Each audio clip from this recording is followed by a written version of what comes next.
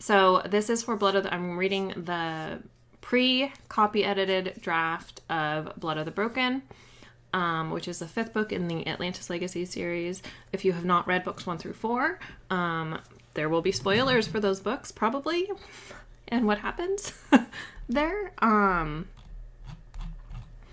So, yeah. But if you have read those books, I would say keep listening. If you have not read those books, I would say stop listening or watching, and go back and read those books. Yeah. And if you are watching this on YouTube or anywhere really, the audiobook of Legacy of the Lost is available. It's available on YouTube with ads, and it's also available on my website to my newsletter subscribers. So, yeah. Okay. Blood of the Broken, Atlantis Legacy Book 5 by Lindsey Sparks, which is me. And there's going to be lots and lots of pauses during this because I am still revising. This is a revising draft. This is the final draft that I make, or final pass, a revision pass. The final revision pass that I make before I send it to my editor. So, chapter 1. Okay. Tension coiled through me as I strode down a corridor in the med sector, tightening the muscles of my... No, I don't like that at all. Tension coiled through me, tightening my muscles... Nope. Tension coiled through me, tightening the muscles of my shoulders and neck until my head throbbed. Nope. As I strode down a corridor in the med sector, tension coiled through me. There we go. Strong start.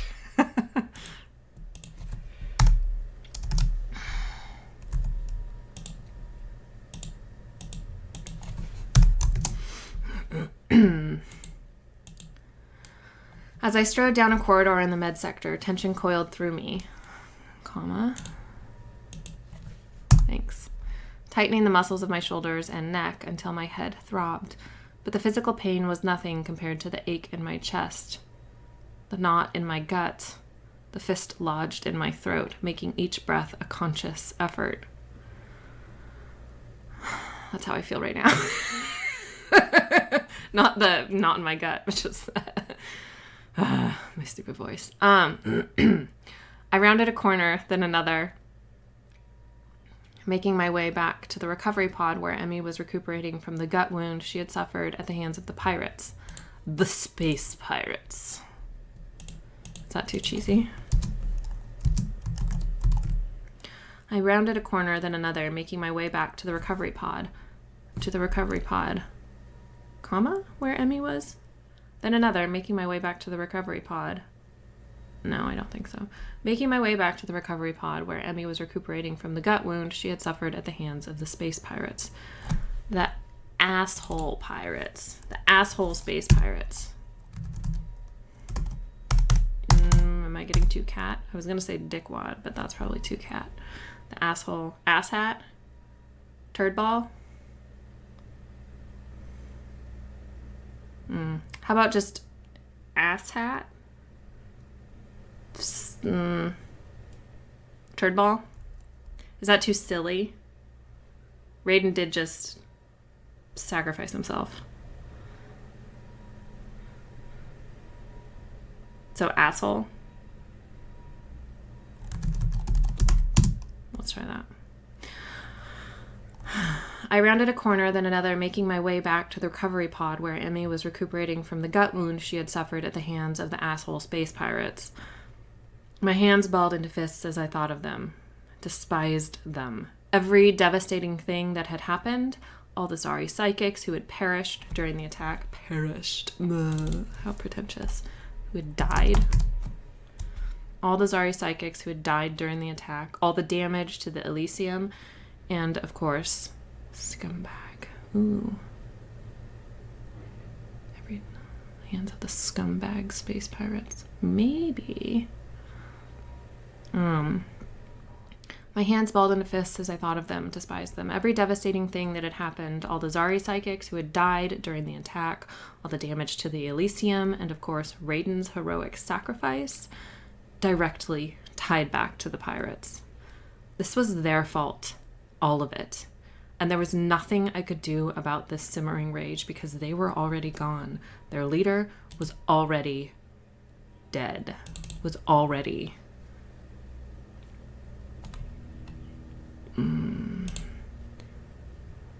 I think that just weakens it. I'll just take that out. Okay, so that's going to end on they were already, because they were already gone.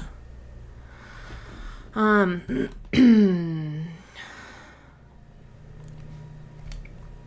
going to stick with asshole. Grown-up curse words. I forced my fists to unclench and stretched out my fingers. What was done was done. The dead were gone, but there was still hope for Raiden.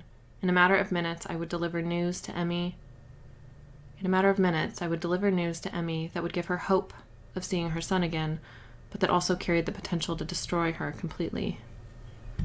Hold on. I know there's a couple things I have to check out for. Let me just... that's not what I want. There we are. Make sure the reader understands.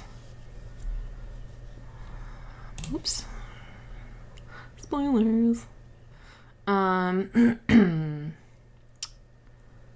should put that off to the side where people can't see it. Anyway, I don't think there's anything in the first few chapters. Okay. I forced my fists to unclench and stretched out my fingers. What was done was done. The dead were gone. But there was still hope for Raiden. In a matter of minutes, I would deliver news to Emmy that would give her hope of seeing her son again, but that also carried the potential to destroy her completely. We found the pirate's shuttle. We had found the pirate's shuttle.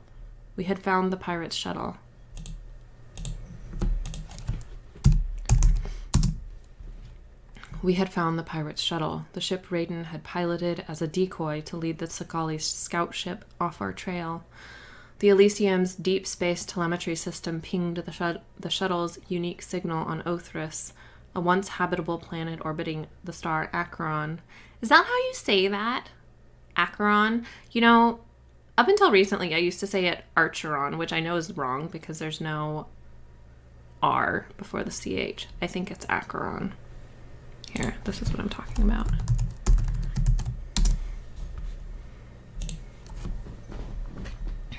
Anyway, unnecessary stop. The Elysium's deep space telemetry system pinged the shuttles. We had found the pirate's shuttle. The Elysium's deep space telemetry system had pinged... The Elysium's deep space telemetry system, I think it's a had pinged the shuttle's unique signal on Othris, a once habitable planet orbiting the star Acheron. That just so happened to be the Sakali home planet. I wasn't blinded by hope. The location was significant. How? Why? Of all the places in the universe had Raiden's ship, the decoy that saved the rest of us by drawing the Sakali off our trail, ended up there. Italics. Okay, I'm still stuck on this tense. Past or past perfect. We had found the pirate's shuttle, the ship Raiden had piloted as a decoy to lead the Sakali scout ship off our trail. The Elysium's deep space telemetry system had pinged the shuttle's unique signal on Othris. I feel like the second one I can get rid of. We had found the pirate's shuttle.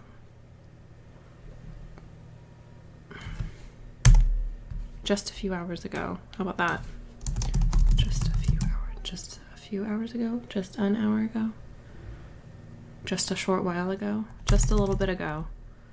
Just, I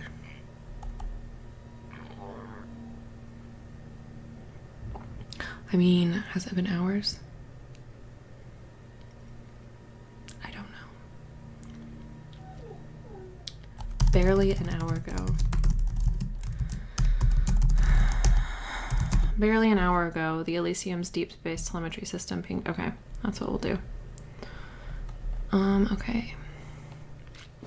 It had been a suicide mission. It should have been my mission, but Raiden had taken advantage of my weakened state and overpowered me.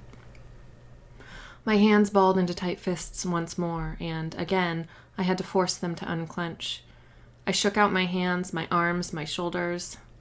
I'll get rid of hands. I shook out my arms and shoulders. I rolled my neck, attempting to dispel some of the sudden agitation, replacing thoughts of those last devastating moments with Raiden and the transport hangar with everything Hades had told me about Othris. Dwelling on what had already happened wouldn't help us now, but being prepared couldn't hurt. As far as we knew, I could hear my dog whining. I'm gonna have to let her in. Hold on. Come in.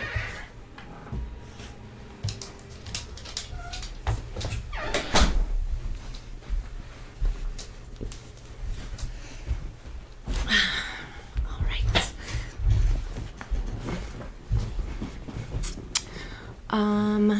Couldn't hurt. As far as we knew, Othris had been abandoned by the Sakali millennia ago. It was their home planet. So sorry, there's going to be dog noises because now she's in here. She's right under the desk. It was their home planet, the same world they had abandoned with the same world they had. It was their home planet. It was their home planet. Period.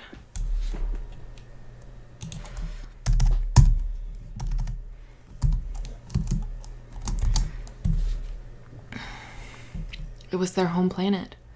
The same world they had abandoned with my people's help tens of thousands of years ago before the war.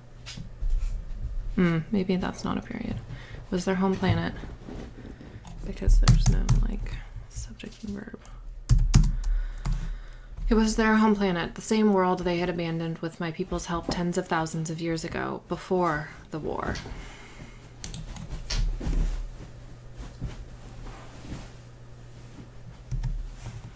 I am going to do one here, though. Before the war. The radiation cocktail emitted by the planet's red star, Acheron. I feel like I don't need these commas, but I'm going to put them in anyway. I bet Holly's going to take them out. The radiation cocktail. Tesla, would you just lay down, please? I know. You're a good girl.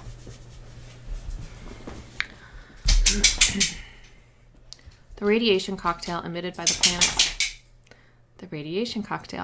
planet's red star, Acheron, had been making Othris or Pithris increasingly uninhabitable for organic life over the millennium. God damn it. Heater. How many interruptions can I have in the first few pages?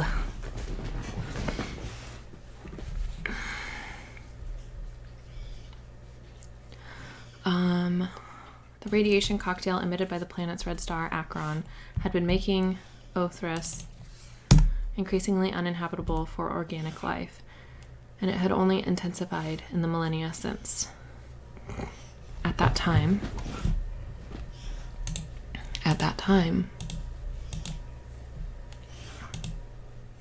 my this is really annoying. My mouse icon is not visible. I have to feel and click.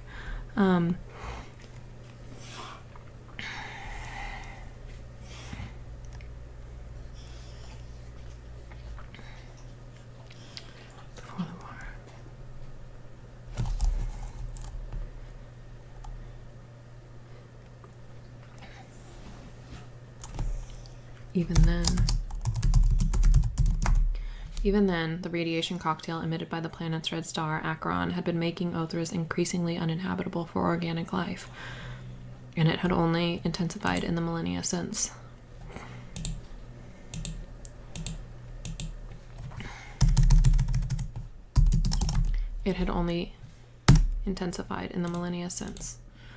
We were already experiencing the power of that radiation, which was causing electromagnetic interference, periodically disrupting the signal from Raiden's ship.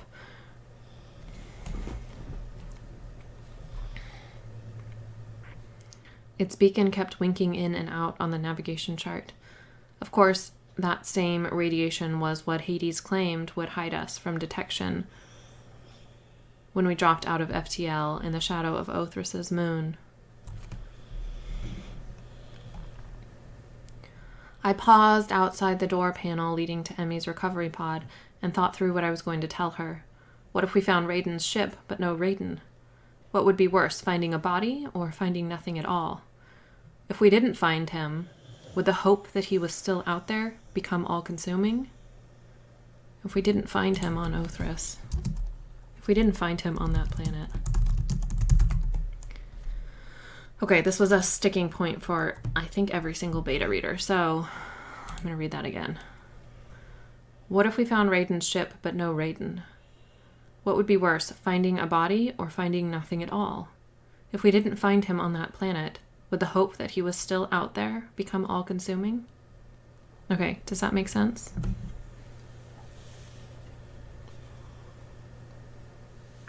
I basically rewrote the whole thing right there.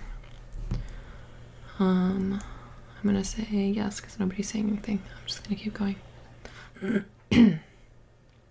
Cool. Already, my internal risk scale was dangerously uneven. Despite Hades' willingness to fly the Elysium, the vehicle ferrying the last vestiges of the human and the Olympian races across the universe into what was most likely a trap of some kind, I knew he didn't think it was the right move. But he was willing to do it. For me. I pursed my lips and stared at the polished silver surface of the door panel. The knot in my belly tightened, twisting until it was hard to breathe. Was this a mistake? What if going after Raiden led to the destruction of everyone else? All the people stored in the Vault of Souls, living out their incorporeal lives in a simulated world. What if I lost Emmy because of this mission? Or Fiona? Or Meg? What if I lost my mom? Or Hades?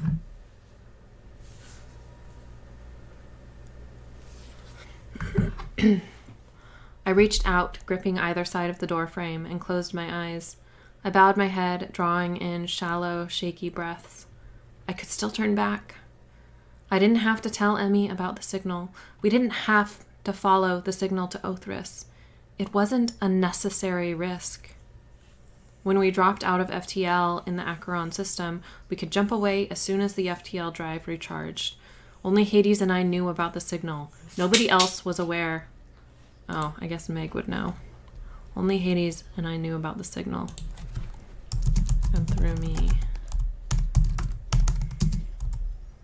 To our bond. Meg.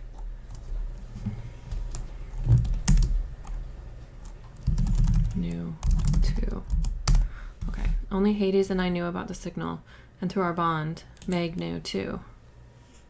Nobody else was aware of what nobody else was aware of where Raiden's ship had landed. Nobody else knew we had found him. Or at least that we had found his ship. I could turn around and head back to the bridge. I could tell Hades his rescue mission wasn't worth the risk. Raiden gave his life to save us, to give us the chance to reach the safety of Terra. He absolutely would not approve of a rescue mission that put everything he sacrificed himself for at risk. I wonder if I should stick that paragraph earlier. Wasn't enough. No, I think that's fine. His voice whispered through my mind, threatening to tie me. His voice whispered through my mind, threatening to tie me to a bed to prevent me from doing something reckless. But those words felt like they were from another lifetime, though they had been spoken barely a month before leaving Earth. Should I...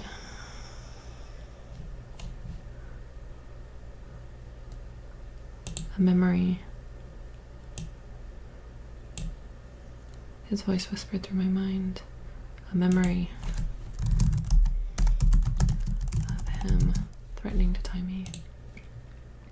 His voice whispered through my mind, a memory of him threatening to tie me to a bed to prevent me from doing something reckless. But those words felt like they were from another lifetime, though they had been spoken barely a month before leaving Earth. I couldn't make myself turn around. I couldn't abandon him, because he hadn't sacrificed his life for the billions of souls on board the Elysium. He had done it to save me, to prevent me from flying that decoy ship away from the Elysium.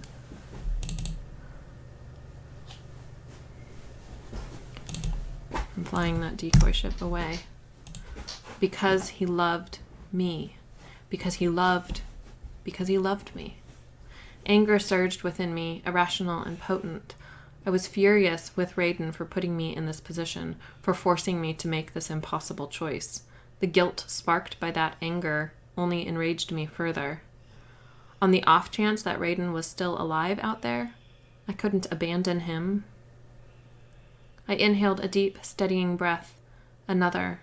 After the third, I straightened and released the door frame. I pressed the button on the small control pad set into the wall beside the door frame and the door panel beside the door.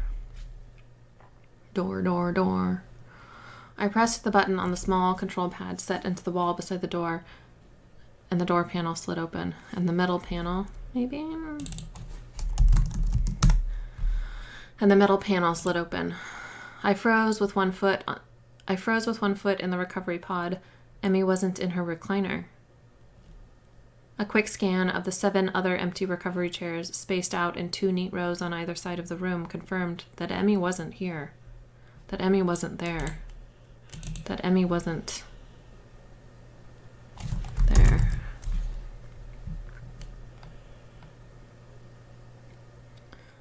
As I moved closer to her abandoned recliner, I noted that Raiden's consciousness orb was gone, but Emmy's unused comms patch lay on the tray, still affixed to its backing.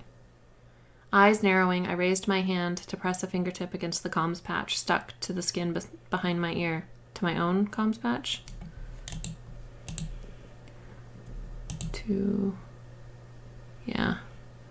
Fingertip against.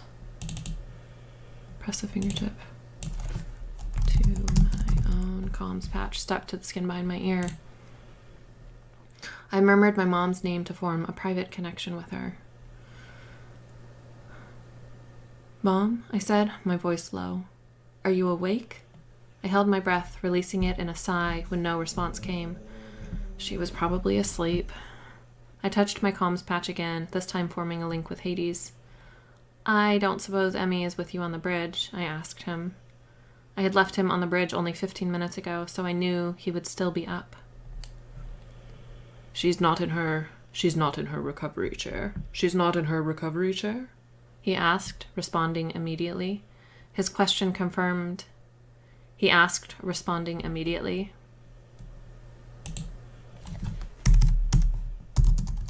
His question confirmed. He didn't have eyes on her. "No," I said, scanning the pod again.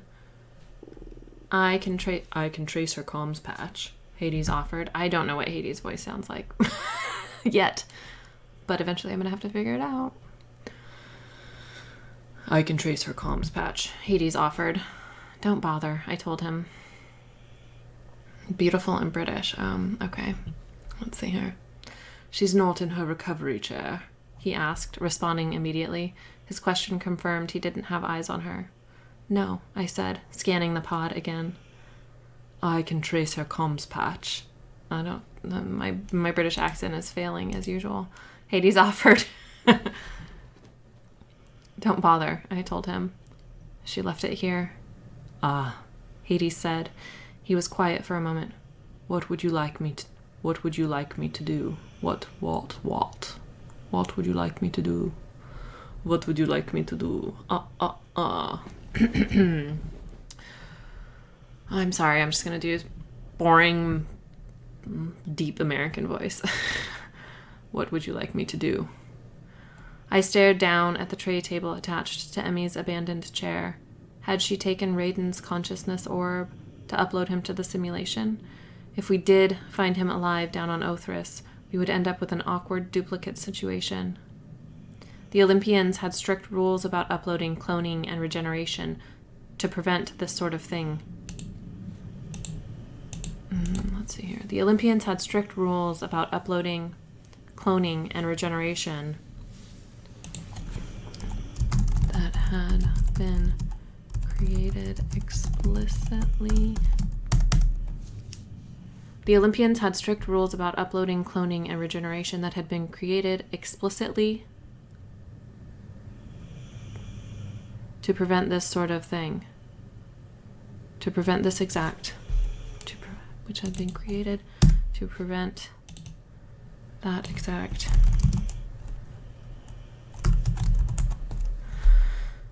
No duplicates were allowed within the simulation or to move on to another body. If we uploaded Raiden's backup,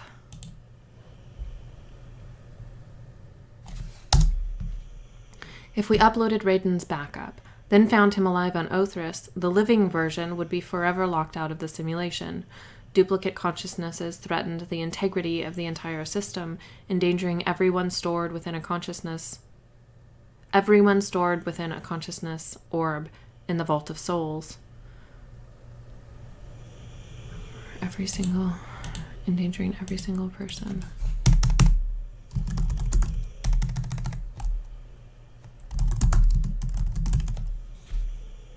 When Raiden died, for real, this time,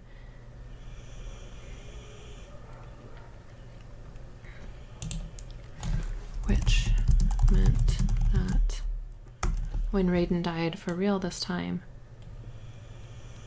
that death would be it for him, would be the end for him. Okay, I'm going to read that paragraph again. If we uploaded Raiden's backup,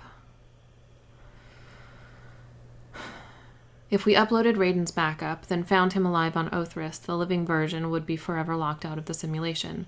Duplicate consciousnesses threatened the integrity of the entire system, endangering every single person stored within a consciousness orb in the Vault of Souls, which meant that when Raiden died, for real this time, that death would be the end of him. The prospect disturbed me, but I feared his upload to the simulation for another reason as well. Again,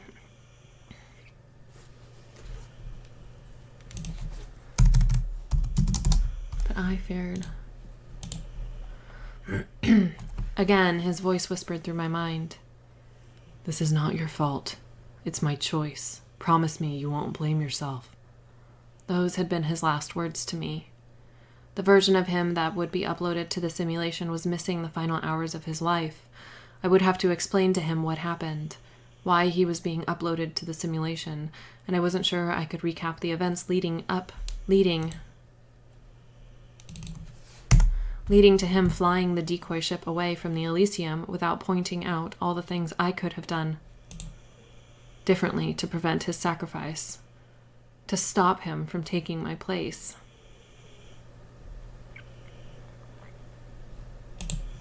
All the things I could have done differently to prevent his sacrifice. All the things I should have done to stop him from taking my place.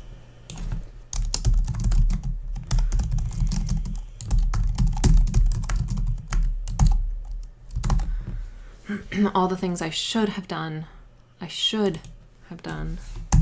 stop him from taking my place. I hated myself for my inability to honor what may have been his dying wish.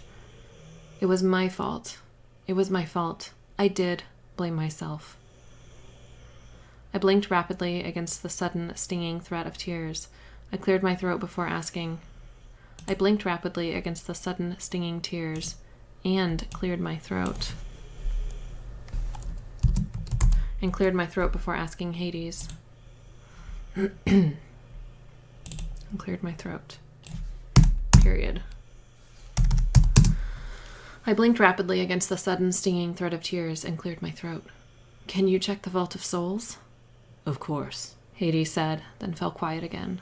I stared up at the ceiling, taking slow, controlled breaths to rein in my raging emotions. No life signs in or around the Vault of Souls," Hades informed me. I blew out a breath I hadn't realized I had been holding. I focused on my psychic bond with Meg, but knew almost instantly that she hadn't seen Emmy recently.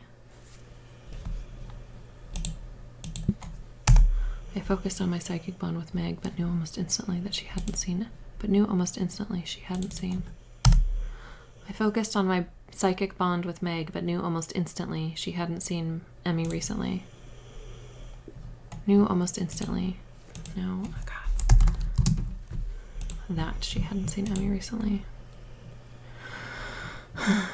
I touched my comms patch again and formed another private connection, this time with Fiona. Theo, have you seen Emmy recently? Seconds stretched out, long enough that I assumed Fiona was asleep as well. Aye, Fiona said, finally responding. I've got her here with me, and Stacia... I did not think about how these names would be pronounced. Oh, all of these Zari names. Stacia.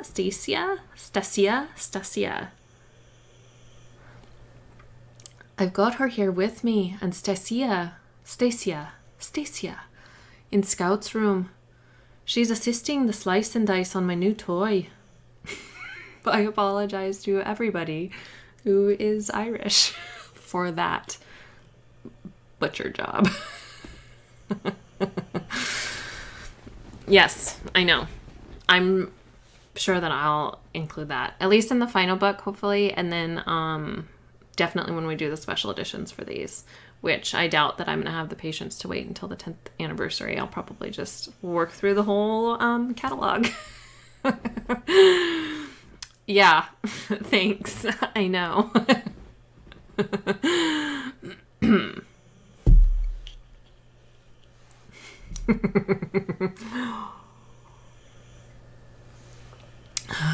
Anyway.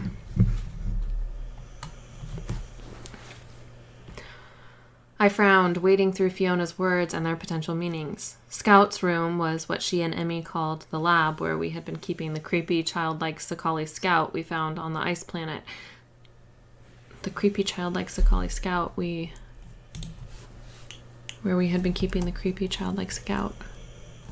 Creepy, childlike Sakali Scout we had found on the ice planet, safely contained within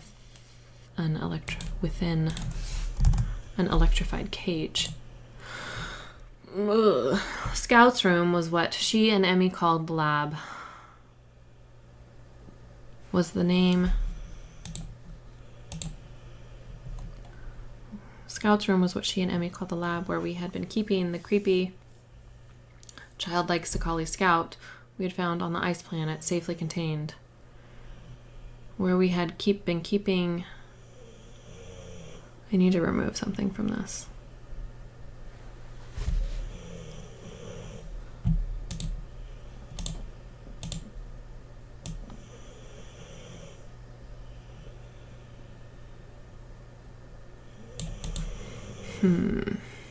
How do I want to do this? Scout's room was what she and Emmy called the lab, where we had been keeping the creepy, childlike Sakali Scout we captured on the ice planet, safely contained, where we had been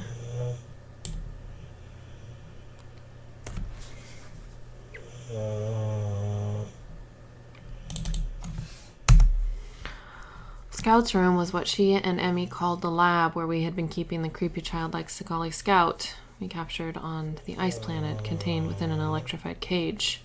Scout we had captured.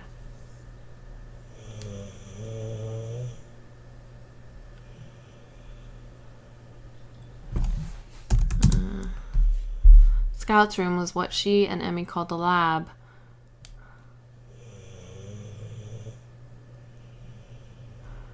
where we had been keeping the... I think I got it.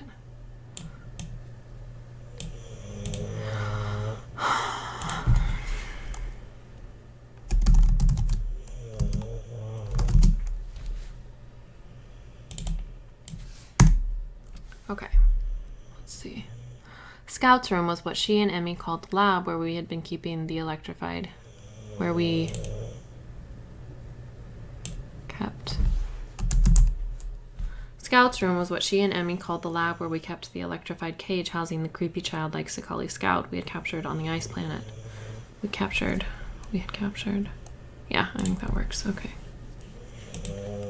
It appeared innocent enough now, but I had no doubt that if it got free, the Scout appeared innocent enough now, but I had no doubt that if it got free, it would transform into the vicious monster that had attacked me. The vicious creature. Can you hear my dog snoring? The vicious creature that had attacked me with razor claws and teeth when we first found it. Ooh, I could do Ice Planet here.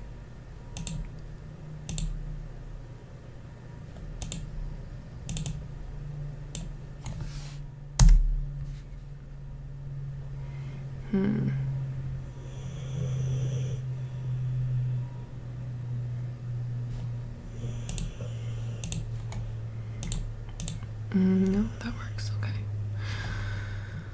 Do you mean the Titan? I asked, mildly horrified at the thought of the body of the Sakali psychic who had been working with the pirates being stored in the same lab as the captive Scout. The Titan was synthetic, like all Sakali, so it wouldn't decay, but I couldn't help but feel bad for the Scout having to share. For the Scout. But I couldn't help but feel bad. Feel some sympathy. But I couldn't help but empathize, sympathize with. The Titan was synthetic, like all Sakali, so it wouldn't decay, but I couldn't help but sympathize with the Scout for having to share a room with one of its deceased brethren. Obvi. I frowned to myself. You're already dissecting her? Or, it? I honestly wasn't sure how the Titans or any Sakali viewed themselves gender-wise. All reference material and recordings I had seen showed Titans. All reference material and recordings I had seen showed Titans with typically feminine curves, but now that I knew their bodies were synthetic, I supposed they could have modeled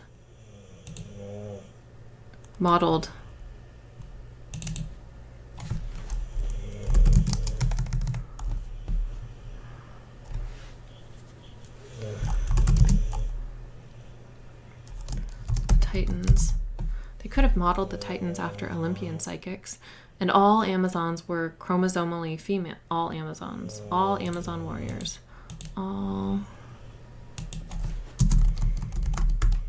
And all Amazon warriors were chromosomally female. Essential characteristics tied to the Y chromosome intrinsically interfered with psychic abilities. Oh yeah,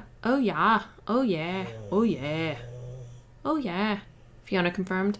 I couldn't wait to get inside her. Give her a little tickle to see what made her tick. Oh, Fiona. I couldn't wait to get inside her. Give her a little tickle to see what made her tick. Now I'm not even trying the Irish accent because I know it's terrible.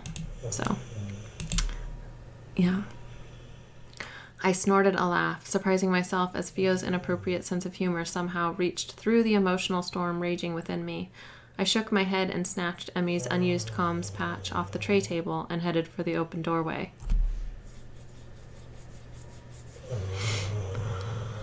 I'm heading to you guys, I told Fiona. See you soon. You know. you know.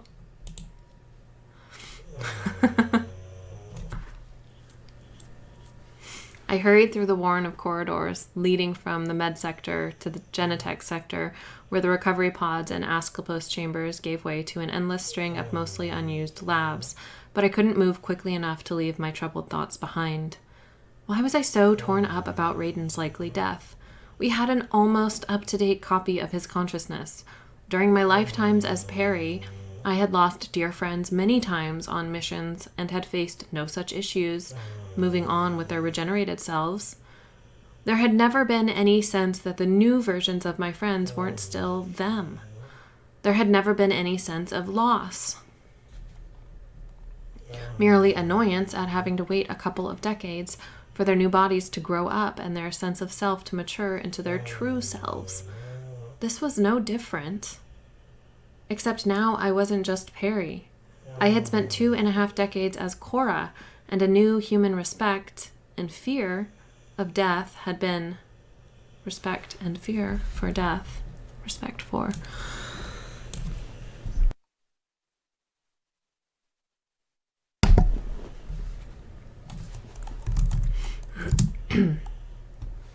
Sorry, just had to mute myself to cough, and it looks like it's back on fine. Okay.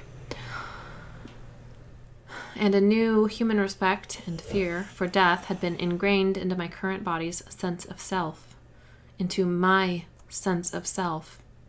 I couldn't shake the feeling that Raiden was likely dead, even though his self lived on in a consciousness orb on this ship. By the time I reached the lab housing the live Sakali Scout, and apparently the now lifeless Titan who had nearly killed me, my jaw ached from gritting my teeth so hard to maintain my stiff upper lip.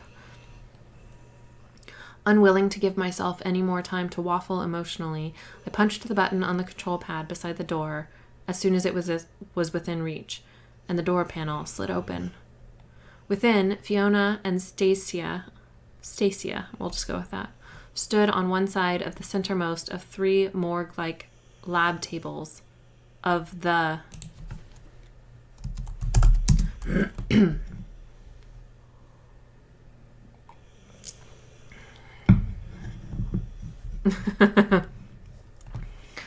Within, Fiona and Stacia stood on one side of the centermost of the 3 morgue-like lab tables filling the space, Emmy on the other, the Titan's lifeless form stretched out between them. Facing me, Emmy held her head cocked to the side, the downturn at the corners of her mouth hinting at disgust as she watched Fiona work. Fiona was literally up to her elbows in the Titan's torso. In the far corner of the lab, the diminutive scout cowered in the back of its cage. Cowered. At the back of its cage?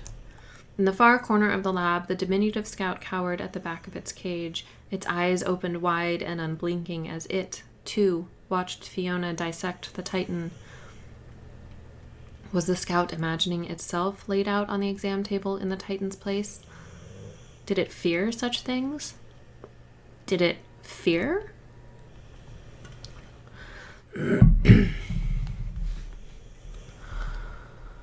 The scout's childlike appearance still threw me off.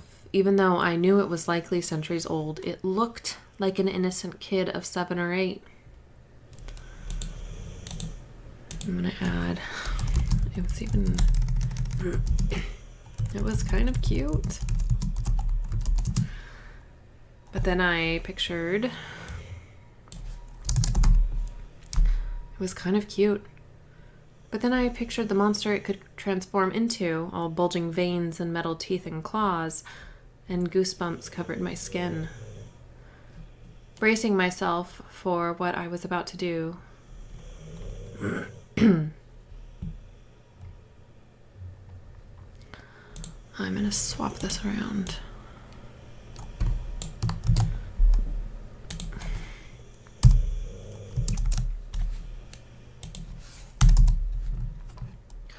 I stepped into the room, bracing myself for what I was about to do. As I drew closer and gained, I hate the word got. This is a pet peeve of mine. Got. In writing. It really bugs me. I stepped into the room, bracing myself for what I was about to do. As I drew closer and gained a clearer view of the Titan's body and the crimson staining Fiona's long work gloves, my lips twisted until I was making a full-on ick face. The Titan absolutely did not look like a synthetic being.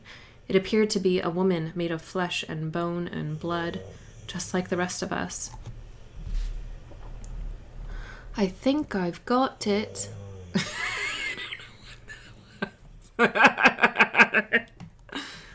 Oh, man.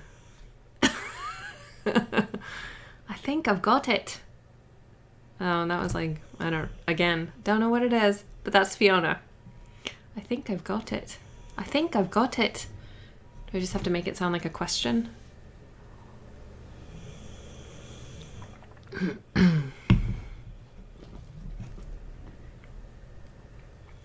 Fiona's features tensed and she wrenched her arms. Something inside the Titan's body made a crunching sound that reminded me all too well of breaking bone. There. That would not help. Or maybe it would, you know. I mean, I feel like I can do a pretty good after like 3 glasses of wine. Well, now probably after just like 1 glass of wine because I don't drink as much wine. But I could do a mean British accent. Or maybe it's just my altered perception makes me feel like I can. There, she said, her expression brightening as the Titan's chest parted down its midsection. She straightened, pulling her arms free with a sickening squelching sound. That should do it. Emmy glanced at me, offering me a half-hearted smile. I spotted Raiden's consciousness orb tucked into the nest of Emmy's sweater on the next lab table over, where Fiona had set up her hybrid workstation out of human and Olympian tech. Emmy returned her focus to Fiona and the dissection.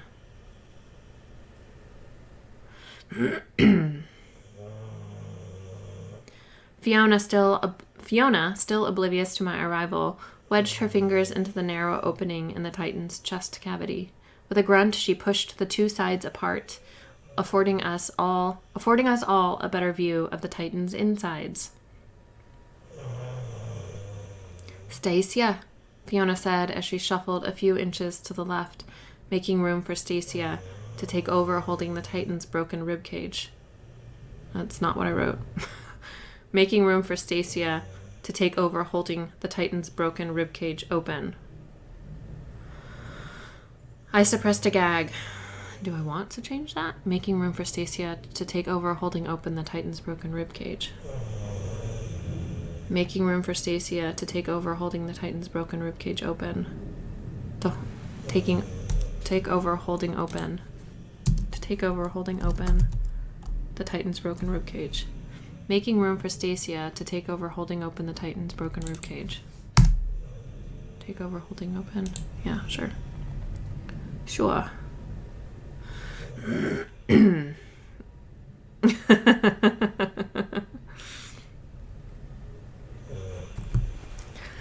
I suppressed a gag.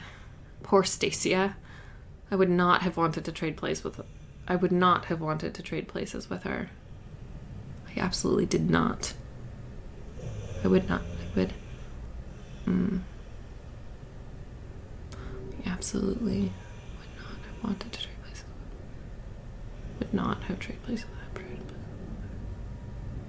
I would not have wanted. I don't like the wanted. I would.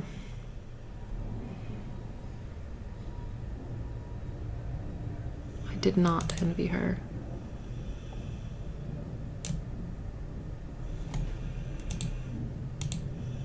Maybe I just don't need that sentence. I suppressed a gag. Poor Stacia. See this here?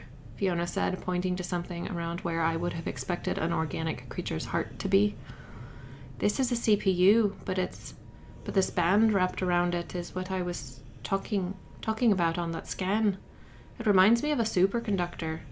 She angled her head to the side, her loose top knot of neon orange hair flopping to one side. She angled her head, her loose top knot of neon orange hair flopping to one side. Or what I would imagine a superconductor would look like if it were grown rather than made, Fiona clarified. Not that I have any idea of how such a thing would be possible. Oh, now I'm veering into magical leprechaun territory with that accent. That's cool. Huh, Emmy said, a crease forming between her brows. She gripped her own elbow with one hand and tapped her lips with the index finger of her other upraised hand. She gripped She gripped her own elbow with one hand and tapped her lips with the index finger of her other upraised hand. She gripped her elbow with one hand and tapped her lips with the index finger of the other. How about that?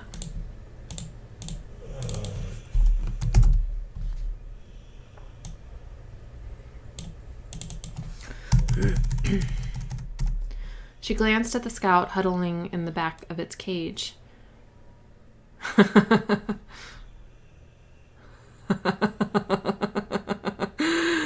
Oh, man.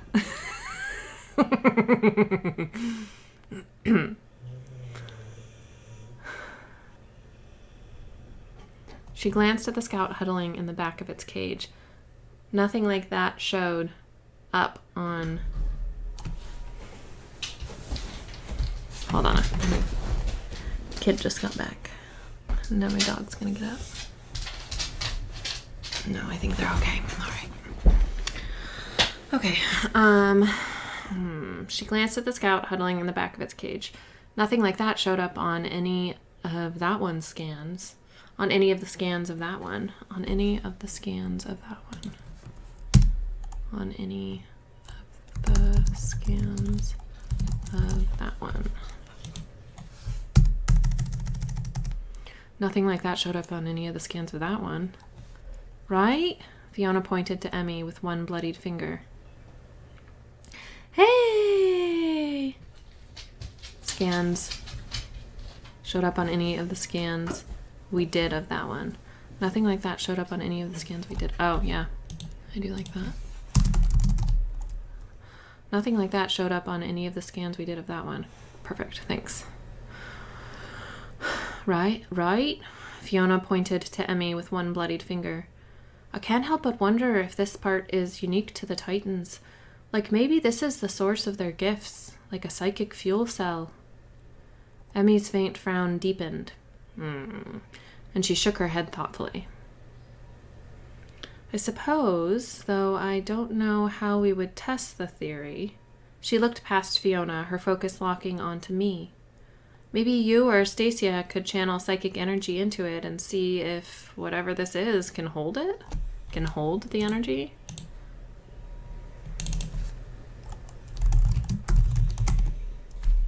Fiona spun around to face me, flinging gobs of blood in my direction. I instinctively held up a hand. And turned my face away. Gross, Fio. Fiona glanced down at her gory gloves, then flashed me a sheepish smile. Sorry, Cora. But what the shite? She snapped, all hints of contrition vanishing. How long have you been standing there? She waved the question away before I could answer. Never mind. Will you do it? She glanced back at the half-dissected Titan. Will you channel into it? If you think it's safe, I said, shrugging. Yeah, sure. I looked past Fiona to Emmy. But I need to talk to you first, Em. I nodded toward the doorway,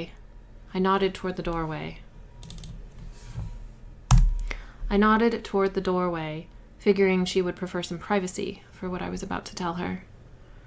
I had gone back and forth over whether we should tell her the true purpose of the mission to Othris, not wanting to give her false hope. But Raiden was her son, and if I was going to ask her to delay uploading his consciousness to the simulation, I needed to be honest with her about the reason. My heart beat faster as Emmy followed me back to the doorway and out into the corridor. I turned to face her, and whatever she saw on my face made her hug her middle.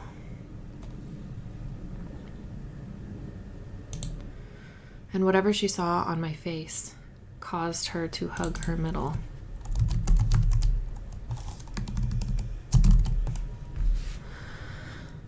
I turned to face her, face. I turned to her, and whatever she saw on my face caused her to hug her middle. I first. What? I forced the words out before I could wuss out. Out. I forced the words out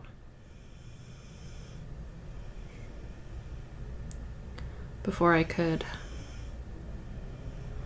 I forced myself to speak. I forced myself to speak before I could wuss out. We found Raiden's ship. Emmy gasped and brought a hand up to her mouth, her eyes going glassy. I licked my lips. We're on our way there now. We're on our way to it now. We're on our way there now. I told her. We should reach the planet. We should reach the planet where the ship's signal is originating. We should reach the planet. That doesn't make any sense. We'll reach the planet where the ship's signal is originating soon. But I winced, bracing myself against the hope welling in Emmy's eyes, along with all those tears. There's no guarantee we'll find him there, Em. But there's no guarantee we'll find him there. I forced myself not to retreat from Emmy's gutting stare. Okay, hold on. I may be saying Emmy's name too much. I licked my lips. We're on our way there. We're on our way there now, I told her. We'll reach the planet where the ship's signal is originating soon, but I winced, bracing myself against the hope welling in Emmy's eyes, along with all those tears. There's no guarantee we'll find him there. I forced myself not to retreat from Emmy's gutting stare, or that he'll be alive if we do find him. Emmy closed her eyelids, and tears cascaded down her cheeks. Her shoulders jerked with silent sobs, but I waited for her to regain her composure. If I reached out to her, if I comforted her in any way, we would both lose it completely. We didn't have time for emotional breakdowns right now, not with the impending rescue mission on the horizon. Finally, Emmy inhaled, deep and tremulous, then opened her red-rimmed eyes. I understand. Chapter 2. Sitting Taylor style on the metal grating, I stared out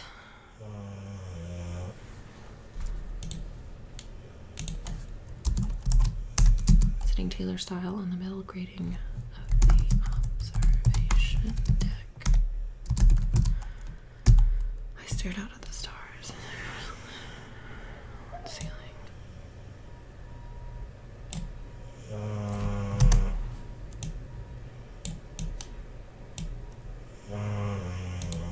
Sitting Taylor style on the metal grating of the observation deck on the top floor of the Elysium,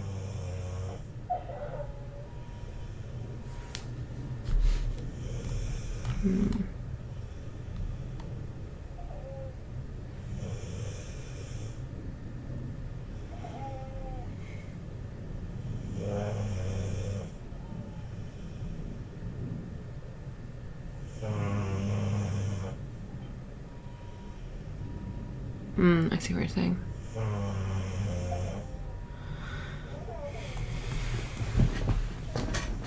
No, I don't mind that at all. We're on our way there now, I told her.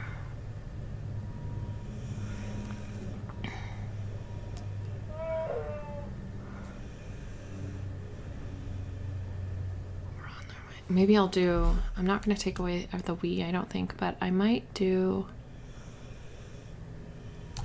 we should reach the planet where the ship.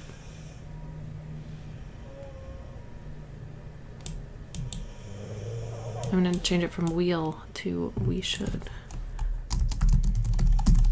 We should reach the planet where the ship's signal is originating soon, but there's no guarantee we'll find him there.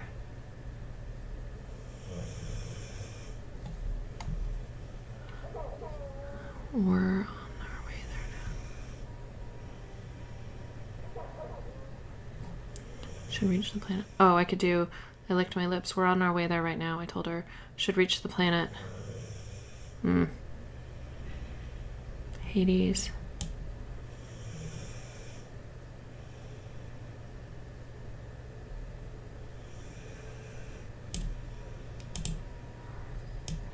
Birdie.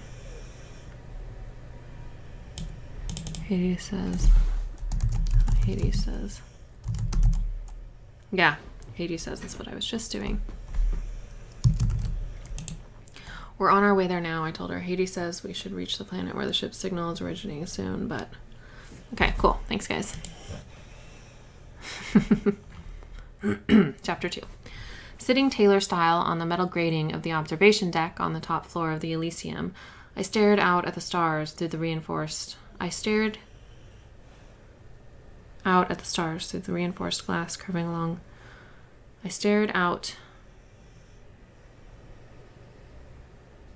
Sitting Taylor style on the metal grating of the observation deck on the top floor of the Elysium, I stared out at the stars through the reinforced glass curving along the wall and ceiling. Since the ship currently moved faster than the light given off by all those distant celestial bodies, the stars formed glowing lines streaking through the space like multicolored laser beams. I rested my hands on my knees and arched my back, stretching my neck first one way, then the other. That feels good. Earning a satisfying crack, crack, crack. I didn't get the crack, crack, crack, though. Oh, there was one. Earning a satisfying crack, crack, crack, and a tingling rush of endorphins. I looked that up. Apparently that is a real thing. When you crack a knuckle or a vertebrae, I guess, it releases a rush of endorphins, which is why people keep doing it. Which is why I'm addicted to cracking my knuckles, apparently.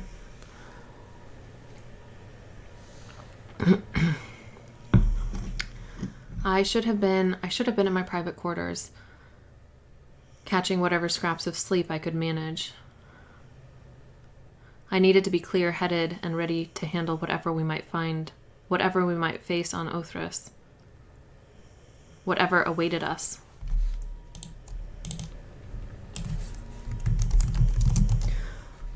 To handle whatever awaited us on Othris.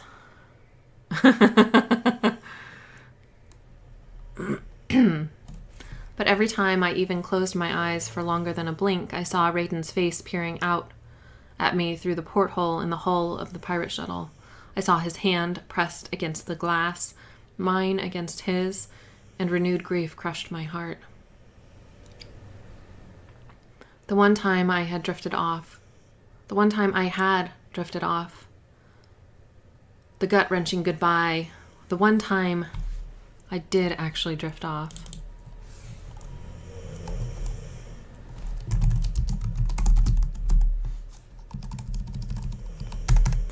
The one time I did actually drift off, the gut-wrenching goodbye had played out in all its horrifying glory. I had gasped awake, heart hammering, and cheeks wet with tears. That was when I gave up on sleep and fled from my quarters, heading up here in the hope.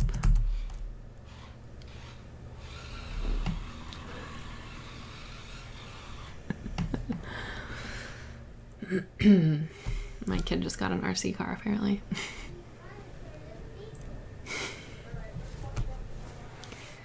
That was when I gave up on sleep and fled from my quarters, heading up here in the hope that the stars might bring me comfort.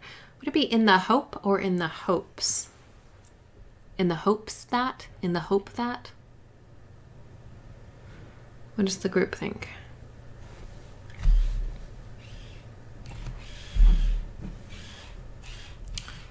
Yes, I can.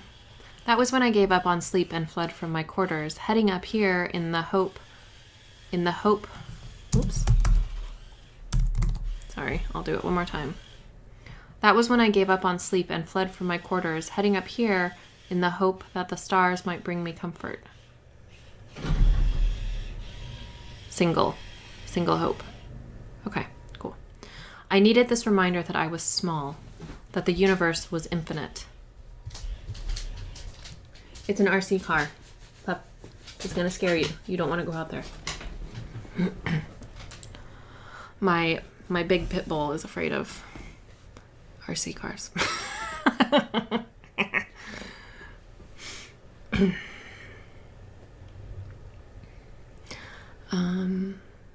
I inhaled deeply, filling my lungs to the brim, then closed my eyes. I pictured darkness. A spark appeared in that black void. Yeah, my mean, scary dog. She's so mean and scary. My big ball of snores.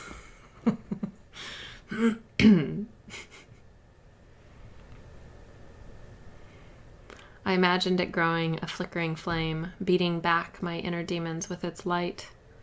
A silhouette appeared at the edges of the darkness, tall and broad, familiar. My heart beat faster. My chest tightened. My heart beat faster.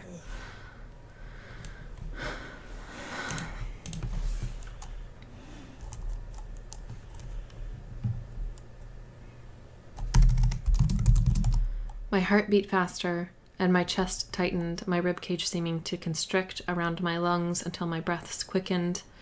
The figure stepped forward, and Raiden's face came into view, flickering in the dim light from my flame. He raised his hand like he was pressing it against an invisible barrier. A porthole. His face slowly morphed into another, elongating and sharpening. His hair lengthened and lost its color until it was shoulder length and silver blonde. He transformed. Raiden no longer stood in my mind's eye. I'm doing a paragraph there. Raiden no longer stood in my mind's eye. Now I saw Hades, his stare somber as he mouthed a final goodbye. I gasped, clutching my chest with one hand, and snapped my eyelids open. Panic cocooned me, its embrace unrelenting. My upper body caved in on itself as I fought for air. My shoulders slumped, and I curled my legs up and hugged my knees. I dragged my stare up from the metal grating on the floor and focused on the streaming stars, needing this proof that I was here on the observation deck, not down in the transportation hangar, watching Raiden or Hades leave me. The streaming stars provided a visual reminder that I was on my way to Raiden right now, and Hades was on the bridge. I was doing everything I could to keep them both safe. But are you? The question whispered through my mind, toxic and insidious. Are you really? Stop it, I hissed through gritted teeth, smacking the side of my head with my open hand. Just stop it. With a low growl, I unwrapped my arms from around my knees and straightened my legs, extending them out in front of me. My hands trembled, my muscles thrumming with unspent adrenaline. I uncurled my body, stretching out on the floor to give my lungs the maximum space to expand. Panic attacks were nothing new to me. Panic attacks were nothing new to me. They had been almost a daily occurrence for the past 2 decades. As I stared out at the single streaming star. That's a big star. As I stared out at the streaming stars, the tremors racking my body gradually lessened, giving way to the faint vibration of the ship. The panic lost its chokehold over me. My mind wandered in a less disturbing direction. I took note of the sense of wonder sprouting in my chest and of the dichotomy of my own feelings about journeying across the universe. How strange to feel as though hurtling through space at faster-than-light speeds was both novel and mundane. The part of me that had once been solely Cora was amazed, but the part of me that had spent lifetimes as Perry was utterly unfazed. I was no longer 2 people stuffed into one body, but times like these... Excuse me, I keep having hiccups. I think because I keep having to chug water for my stupid throat. But times like these made me think my 2 selves hadn't fully integrated into a single identity either. My sense of self wasn't exactly divided, but it wasn't unified either. But it wasn't completely unified.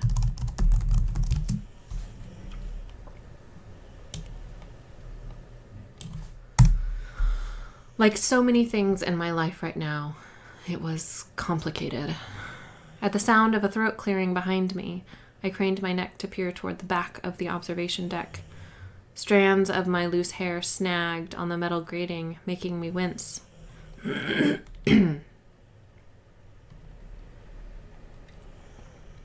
My mom approached, a slight forced smile, curving her lips.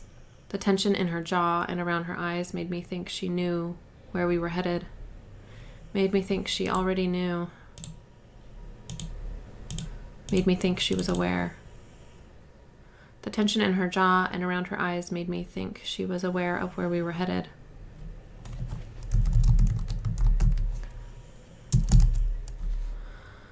I hear we have a new mission, she said as she drew closer, confirming my suspicion.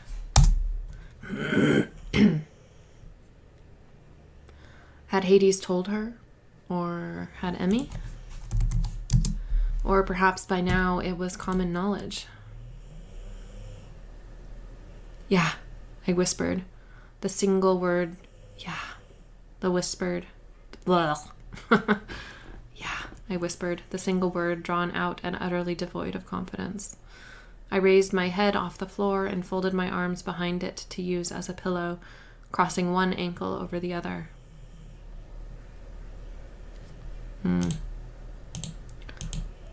I crossed one ankle over the other and here we go.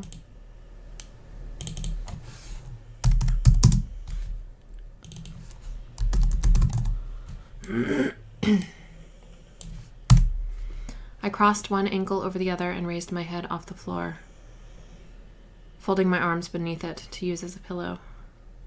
When my mom reached me, she lowered herself to the floor and drew her legs.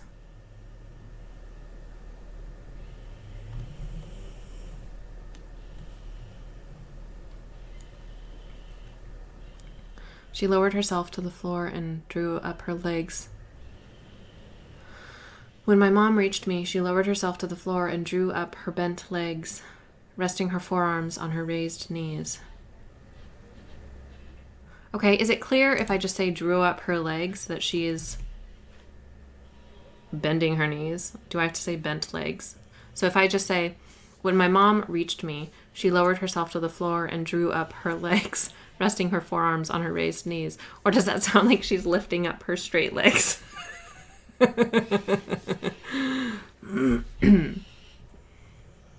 Any thoughts?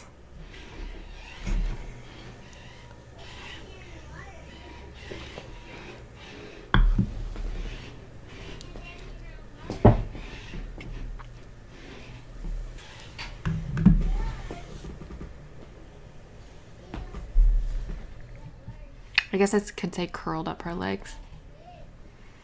I know, I'm just trying not to say knees again. I have knees at the end of the sentence too. When my mom reached me, she lowered herself to the floor and drew up, curled up her legs, resting her forearms and on her raised knees. I could say, when my mom reached me, she lowered herself to the floor and bent her legs, drawing them up to rest her forearms on her raised knees.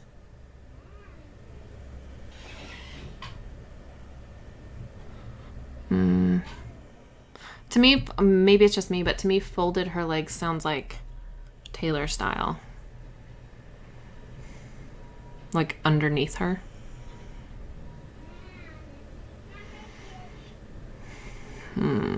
Sorry. Thank you for the suggestions.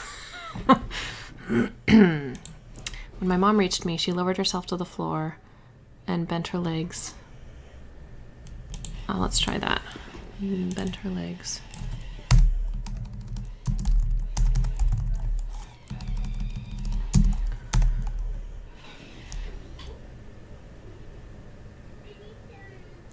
Drawing them up.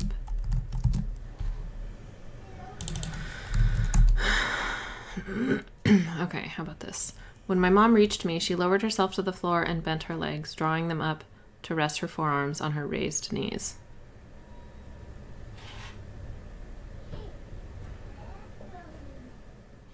No, Cora is laying down on her back after her panic attack.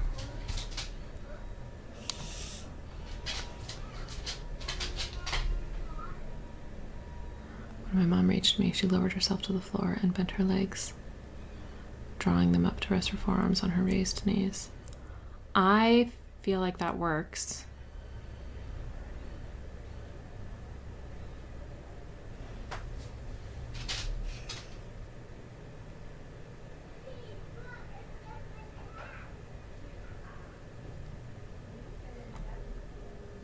Cool.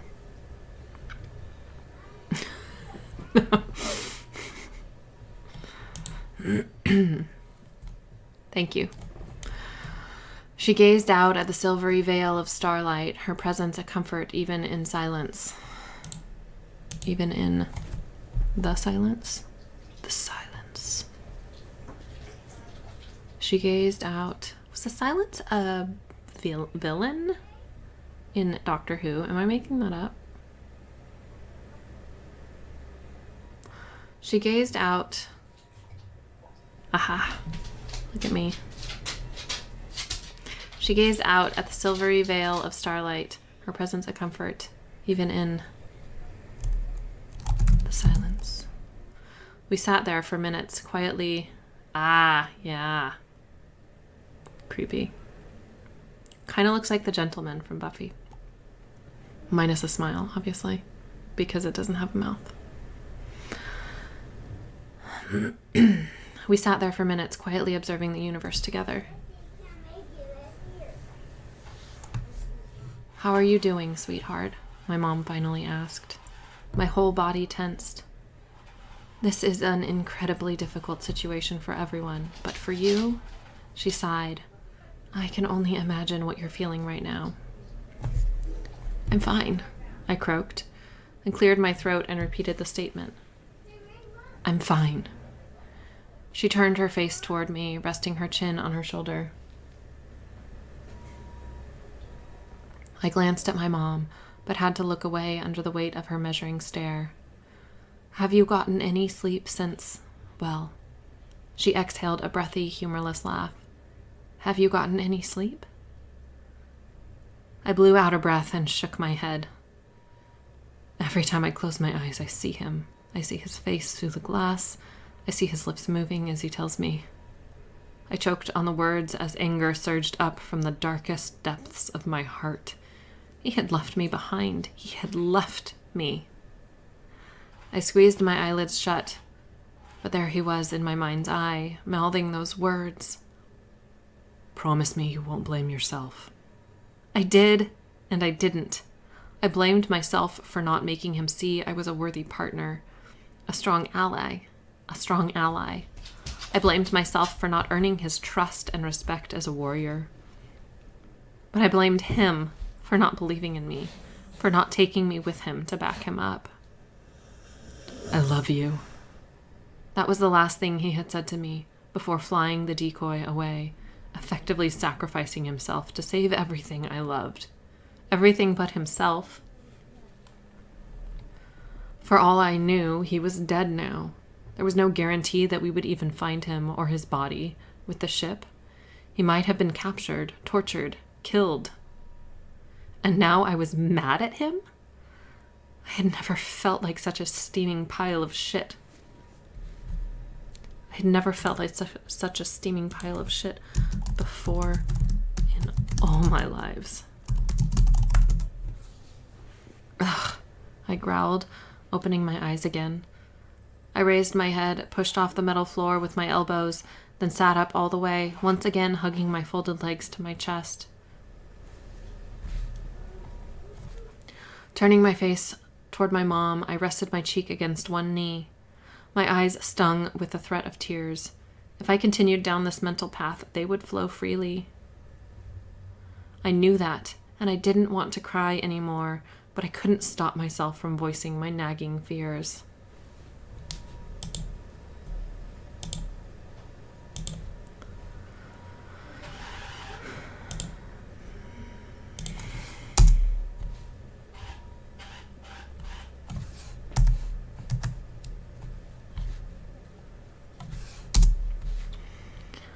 What if he's not there? I said, my voice weak. What if I have to spend the rest of forever wondering? I swallowed roughly, choking on the dread, wondering how he died.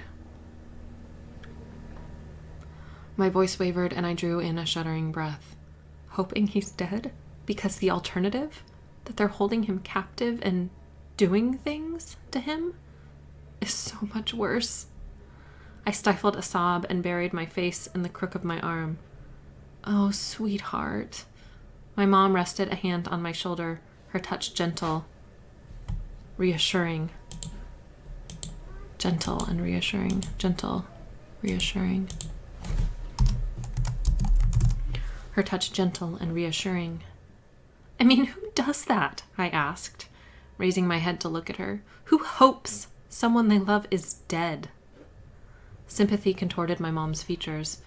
Oh, Cora, she said, sliding her hand along the back of my neck and curling her arm around my shoulders. She pulled me against her, wrapping her other arm around me and tucking my head under her chin. I collapsed against her, clutching the front of her sweater as the sorrow, rage, and sheer wretchedness of my existence exploded out of me in a bout of guttural, full-body sobs. My mom's arms tightened around me.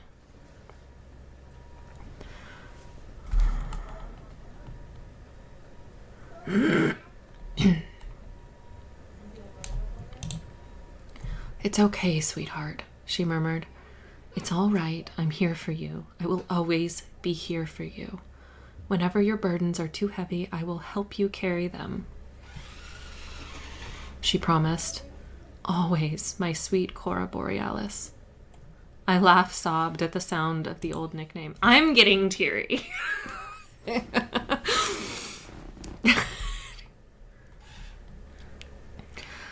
My mom smoothed down my hair and rocked me gently. And I will help however I can when we get to Othrys and after, but please don't get yourself worked up before we know what we're dealing with. Her voice was soft, steady, soothing. We might very well find Raiden with the ship, and if we don't, Hades tells me most ships record what happens on board, like an alien version of a black box. If Raiden isn't there, hopefully the recording will give us some further insight. Her logic and reassurance battled against my raging emotions, gradually wrestling them into submission. My sobs lessened as she spoke, and I relaxed my death grip on the front of her sweater. But, she added, if we get to Othrys and find his ship and still don't know what happened to him? She paused like she was considering her words carefully. If you want to take the Argo and follow his trail to find out what happened to him, I will go with you, she vowed. I'm with you until the end. Her words echoed in my mind. I'm with you until the end. This mission could very well lead to that end. I squeezed my eyelids shut as tight as I could, welcoming the mental image of Raiden, because it was better than picturing my mom suffering a similar fate. Better than considering the danger in which following Raiden's trail even this far was placing her and everyone else on board the Elysium. Better than facing the terrifying truth that this might only be the first loss of many, and in all my lifetimes, death had never felt so permanent.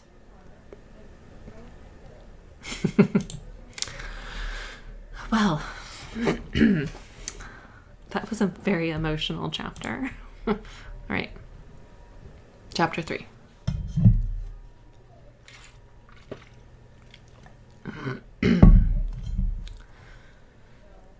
Hades' gaze lingered on my face as I ascended the stairs to join him atop the captain's platform on the bridge. His attention was no real surprise. My face still felt puffy from the cry fest with my mom, my heart heavy with the weight of all we were risking by venturing to Othrys. It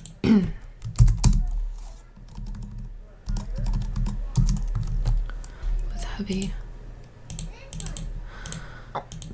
My face still felt puffy from the cry fest with my mom, and my heart was heavy with the weight of all we were risking by venturing to Othrys. All I was risking, because going after Raiden's ship had been my call. The lid cracked open on the lockbox, shoved into the darkest corner of my heart, threatening to release those volatile emotions. I had only just managed to stash them away. I wrapped a chain forged from my will around the box. I would not break down again. I had neither the time nor energy to waste on such weakness. I wondered what Hades thought of my tears. Did he believe they had been shed for Raiden alone?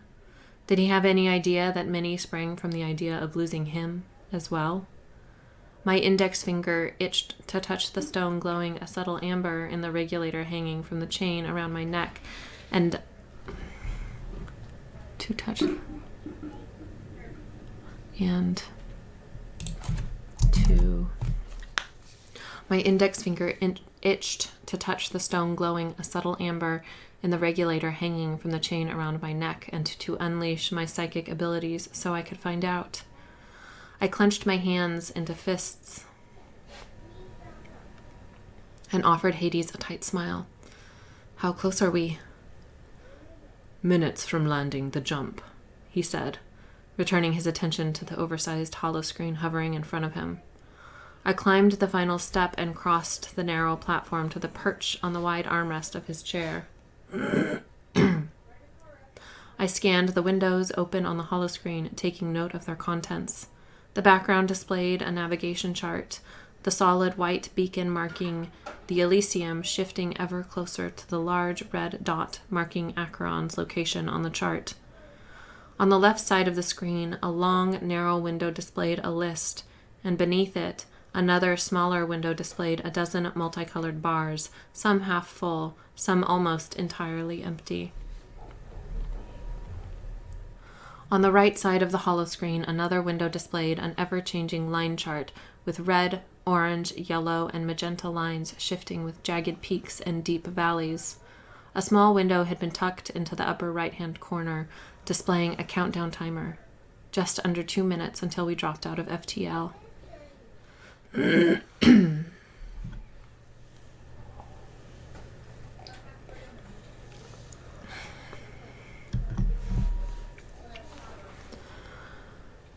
You're sure nobody will be able to detect us? I asked, glancing at Hades out of the corner of my eye.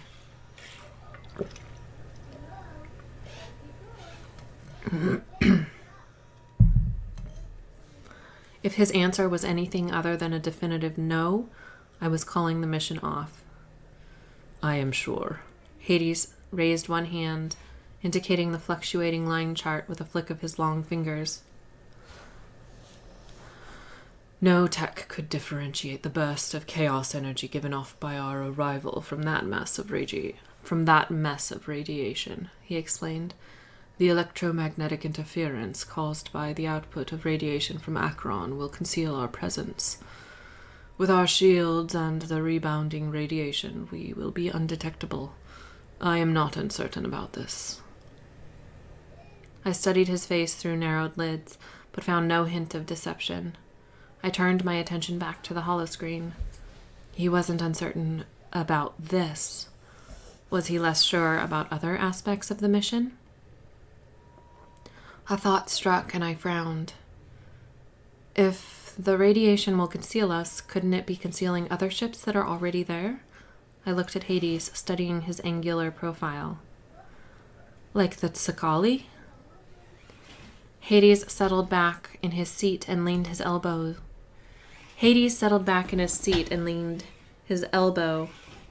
on the opposite armrest from where I was sitting, angling his face toward me. There is always that risk, but even if other ships are already there, they will not detect our arrival or our lingering presence. His features tensed as he searched my gaze. Are you having second thoughts about the mission? I was, and third and fourth and fifth thoughts. This was not a good idea. Raiden wouldn't have approved. I could picture his scowl so clearly, see the disapproval in his stare. He would cross his arms over his chest and threaten to tie me up until I came around to his way of thinking. Before I could confess my doubts to Hades, an alarm blared through the ship-wide speaker system. We were about to drop out of FTL. We had arrived. I reached out, bracing myself on the railing that curved around the captain's platform. Hades lowered his hand to grip the end of the armrest on the other side of his chair. The ship shuddered.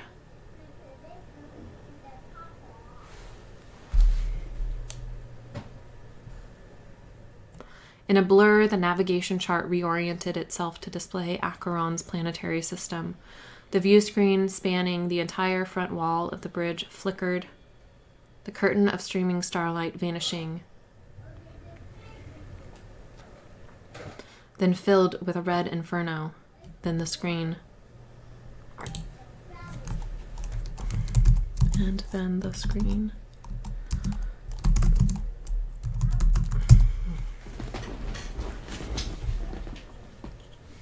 The view screen spanning the entire front wall of the bridge flickered, the curtain of streaming starlight vanishing, and then the screen filled with a red inferno. Acheron. My eyes widened as I stared at the view screen, at the red behemoth blazing in all its dying glory. I couldn't help but feel like we were flying straight into hell, or possibly just my own personal hell. "We can leave," Hades said softly. I looked at him, stunned, speechless by his offer. The mask he had worn for lifetimes was that of the reserved, calculating prince of Olympus, but I knew better. It had taken literal lifetimes for him to let his mask slip, but once he did, once I glimpsed his true nature, generous, compassionate, and perceptive, I had loved him. I did love him.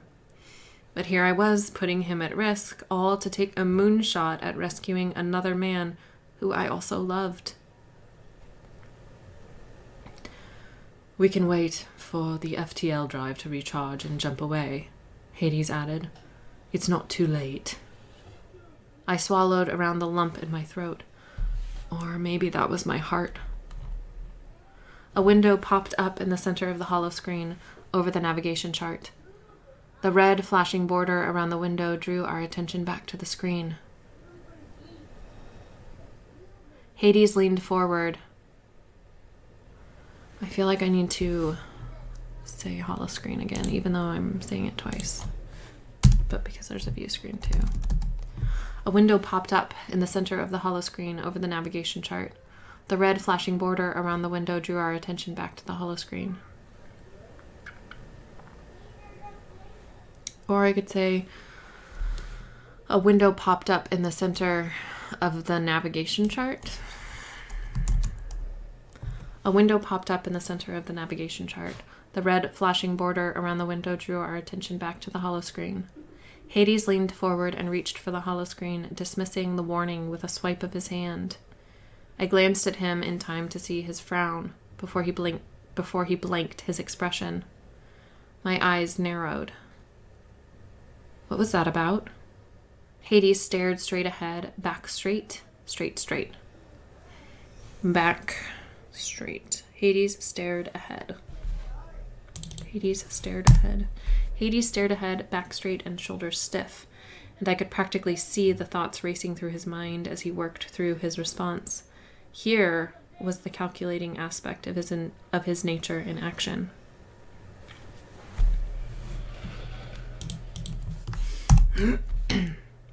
Dread twisted in my gut. What was he hiding? Hades? I said, voice low and threaded with warning.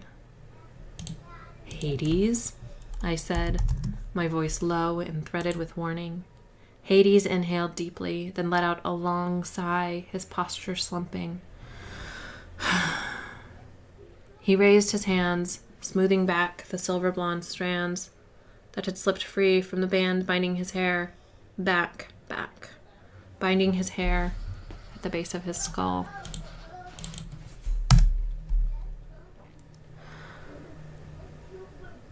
We're running low on several essential element cartridges. My eyebrows rose. Had he been hiding this from me on purpose? Anger sparked to life within me, heating my veins. I feel like I need to say, temperamental veins, or, currently she's like hot or quick to anger. She's like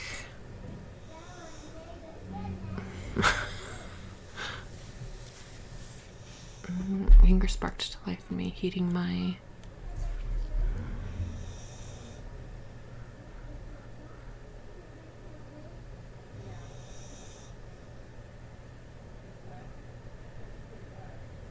volatile.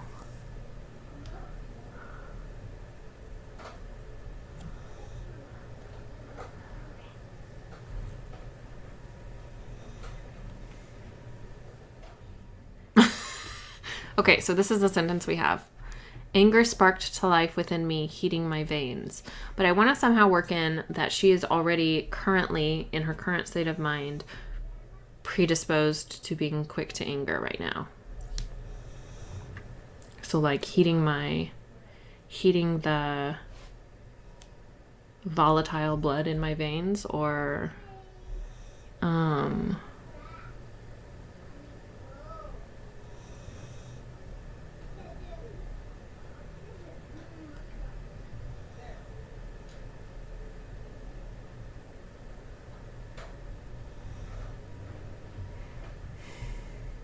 oh, I like igniting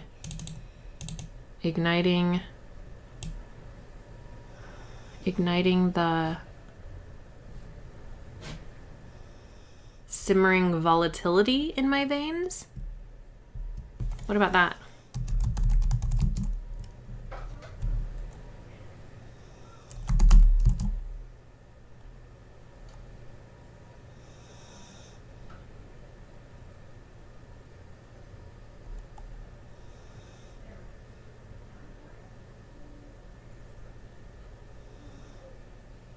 Igniting the volatility. Yeah, there we go.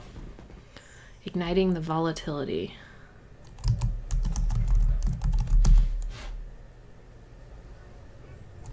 In my veins. I like that. I think I like that. Let's see here.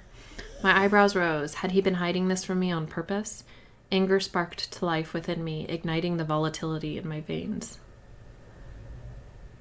I like that. I feel like that says what I was trying to say. Well, I like the anger sparked linked with the igniting. The spark and the ignite.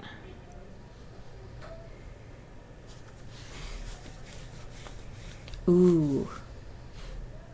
Reigniting. I like that. Go team. Anger sparked to life within me, reigniting the volatility in my veins. Okay, cool. I'm happy with that. Hades, wait, where am I? Oh, Hades pointed to the two windows on the left side of the holoscreen, to the list and the multi-hued bars. To the one with a list and the one with the there, that's what I need.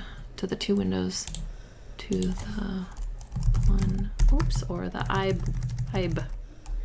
The one with the list and the one containing the one.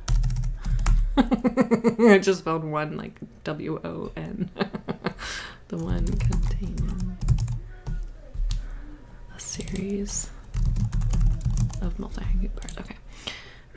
Hades pointed to the two windows on the left side of the screen, to the one with the list and the one containing a series of multi-hued bars. If we hadn't stopped here, we would have needed to find another resource-rich planet soon, he explained.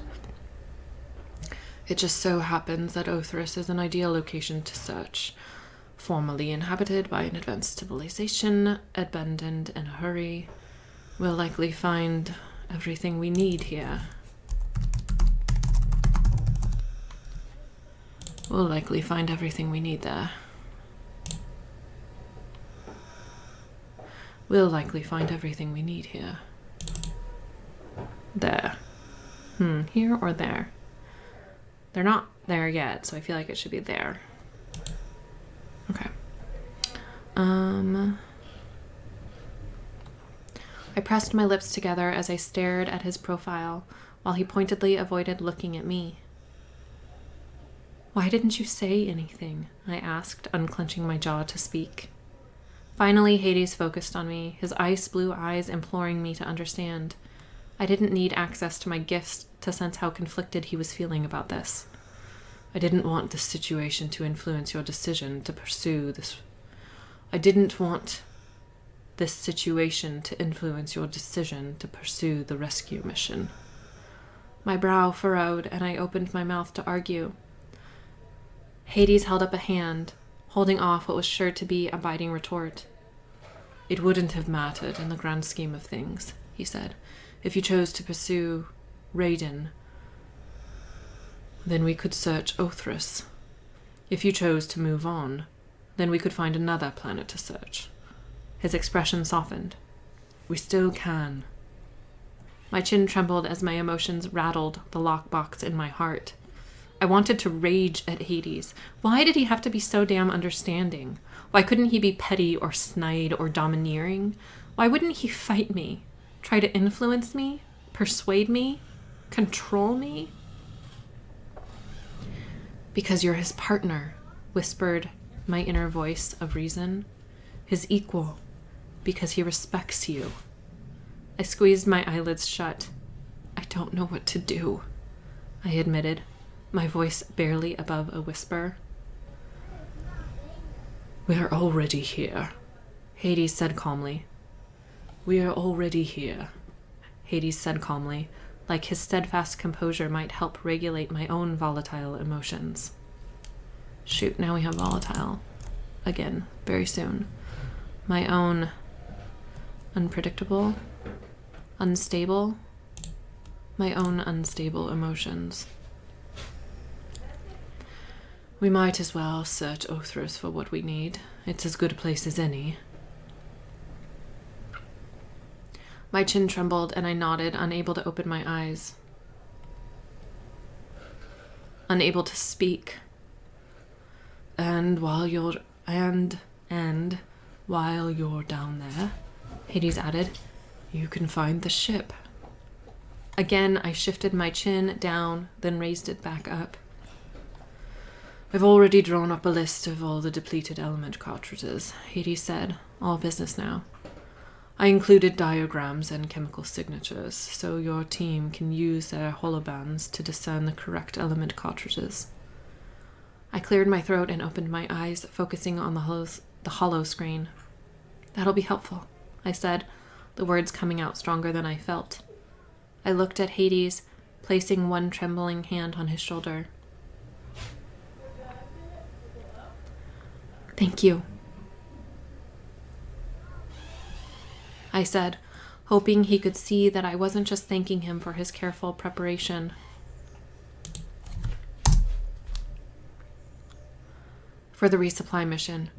I was thanking him for the shift of our focus from my reckless rescue mission to one that genuinely benefited the whole ship. And beyond that, I was thanking him for his ability to read me, to instinctively know what I needed. Hades covered my hand with his. Our stares locked and my breath hitched. I didn't deserve the way he gazed at me. Eyes stinging, I averted my stare to the wall of fire visible beyond the holoscreen. A sliver of darkness appeared at the very edge of the view screen. As that sliver grew and we moved past Acheron, some of the tension inside me eased. Stars winked into existence, brightening as the hellish glow from the red giant diminished, and then we were past it. A brighter spot coalesced among the stars, glowing a haunting reddish orange, slowly growing larger. A planet. Othrys. My hand still rested on Hades' shoulder. His hand still covered mine. My hand still rested on Hades' shoulder. And his still covered mine. I closed my eyes, setting a string of tears free. I was so sick of crying. But I couldn't seem to stop. Hades' fingers curled around my hand, a silent promise of support, an unspoken vote of confidence in me. I hastily wiped away the tears, then sniffled, clearing my throat, and lifted my eyelids. Whoops.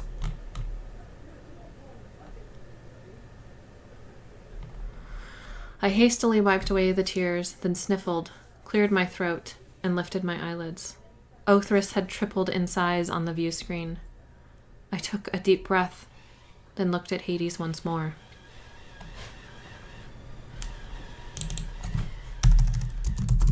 I took a deep breath and looked at Hades once more. He squeezed my hand, the tightening of the skin around his eyes barely perceptible. We'll enter orbit. Blech. Okay. And his voice just fell apart.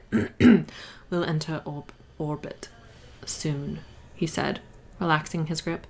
I'll send drones down to the surface as soon as we arrive. Good. I pulled my hand from his shoulder, flexing and clenching my fingers. The sense of his touch lingered like it had been seared into my skin. I'll get my team prepped and loaded onto the Argo, I said, standing.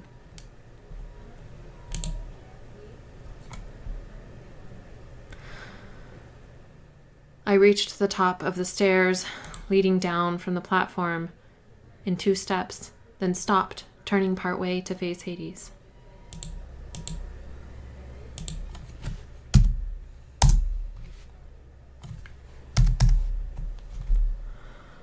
Thank you, I said again, my voice raspy with emotion.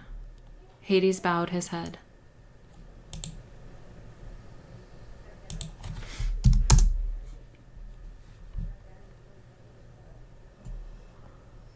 I turned away and started down the stairs, walking away from Hades, and toward whatever awaited me on Othrys. Okay, chapter 4. Hopefully we can get this one more in.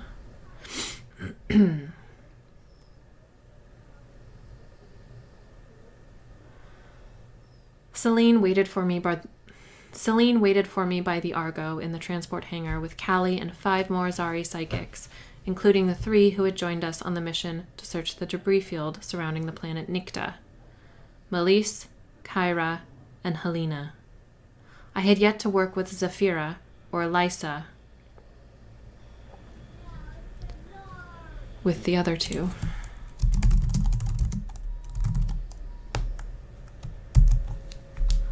Zafira and Lysa.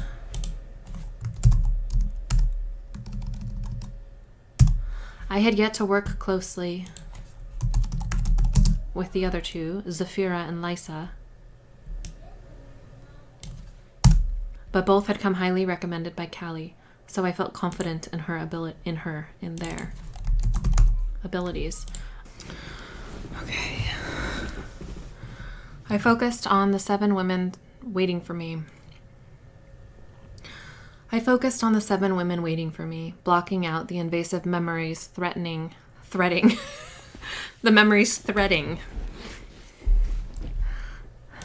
That's not the right word. Blocking out the invasive memories threatening to break the surface of my conscious mind.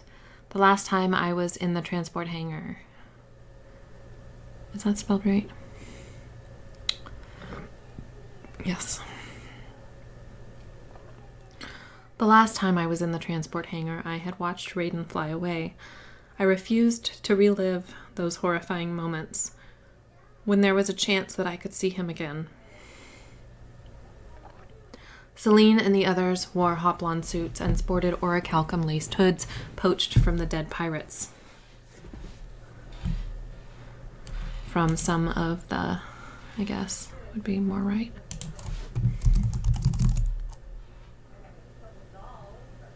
From some of the dead pirates. In addition to the dorus sheathed on their backs, they had weapon belts loaded with a pair of laser pistols tucked each. In addition to the dorus sheathed on their backs, each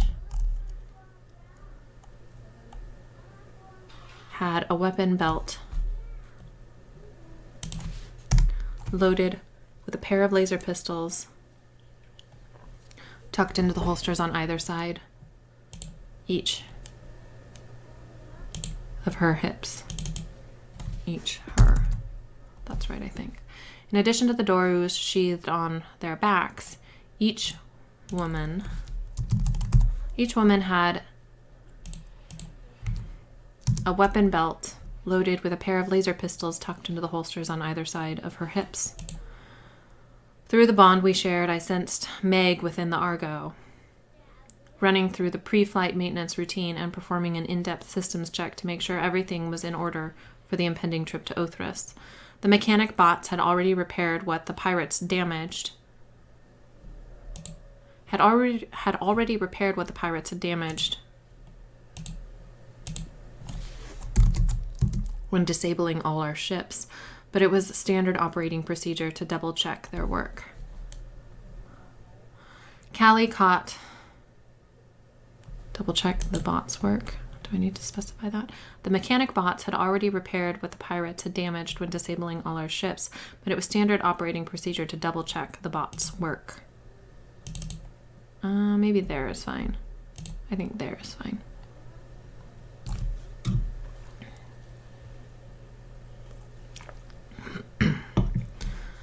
Callie caught my eye, raising her chin in greeting.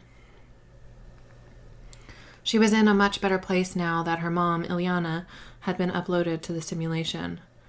She had really stepped up, settling into a role as a voice of leadership among the Zari psychics. That's unnecessarily wordy. Settling into a leadership role.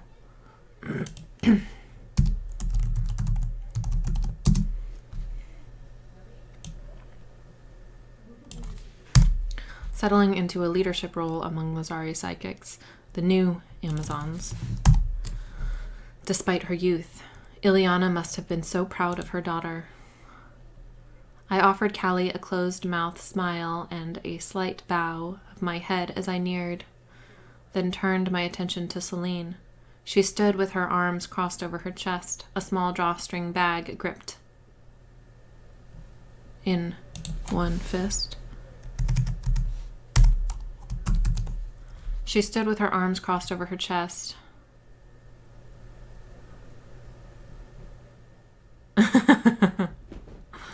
She stood with her arms crossed over her chest, a small drawstring bag gripped in one fist. My old friend and the only other original Amazon warrior on board the ship nodded to me in greeting.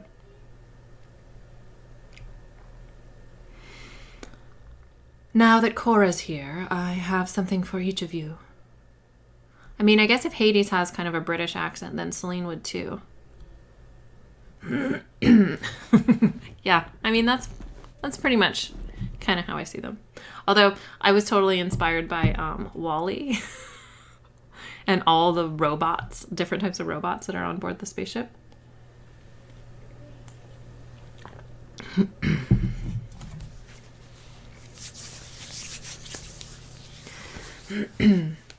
Now that Cora's here, I have something for each of you, she said, scanning the faces of the 5 women gathered around her. Meg. She's more like sultry. Meg, she called toward the Argo. Come join us for a minute. Callie and Melise shifted away from one another, making room for me. Thanks, I murmured. The clang of boots on a metal floor preceded Meg as she hurried toward the aft of the Argo to join us. She trotted down the lowered rear ramp, flashing me a quick smile as Melise and Kyra shifted apart to make room for her in our huddle. Celine uncrossed her arms and opened the drawstring bag. She reached inside, pulling out what appeared to be a large gold locket. It was perfectly round, flattish, and nearly filled her palm. All that was missing was a chain. Celine wedged the tip of her thumbnail into the edge of the object, then flicked her thumb, and it popped open. This, Celine said, holding the gold locket-like thing out on her raised palm, is a regulator case. My brows bunched as I studied the golden object. What's it for? Celine looked at me, her eyes widened in surprise. Her eyes widening in surprise.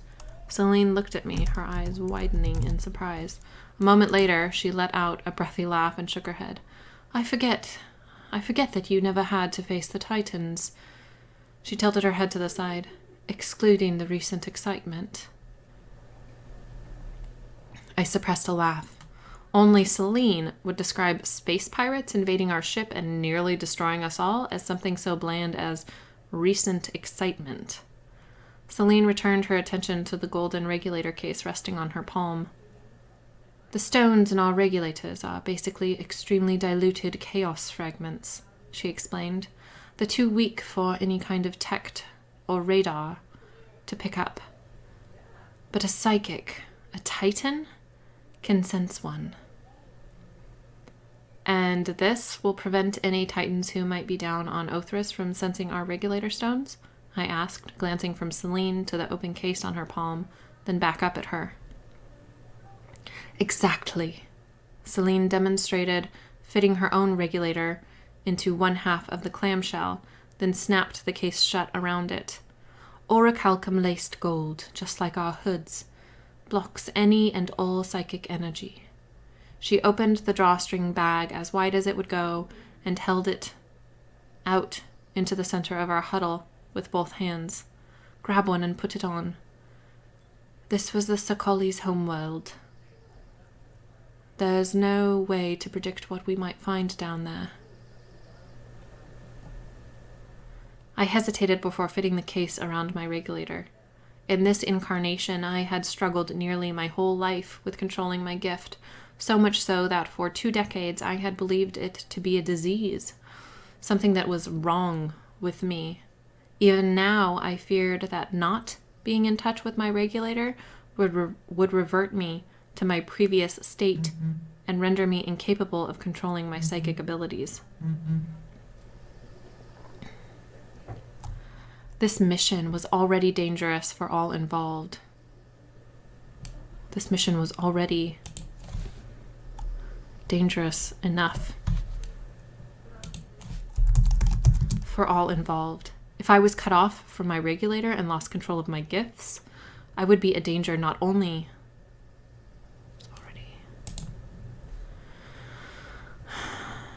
risky. This mission was already risky enough.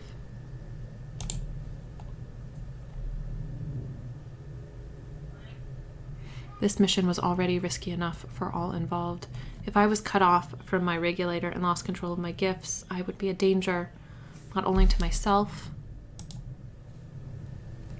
a hazard, a threat.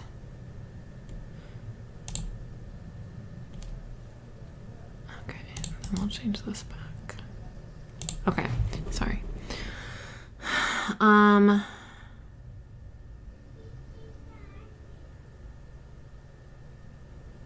Where did this bag come from? Like, has it been there this whole time and could have avoided the attack?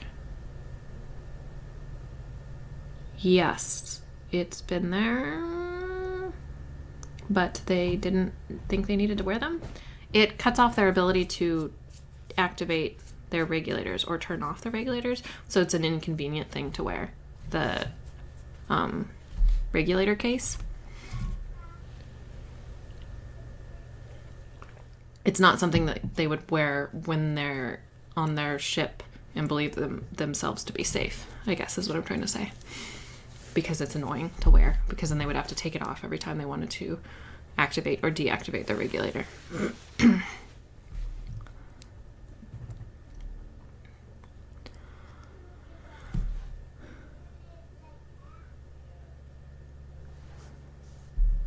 Yeah, probably because it didn't exist in the world until I thought of it.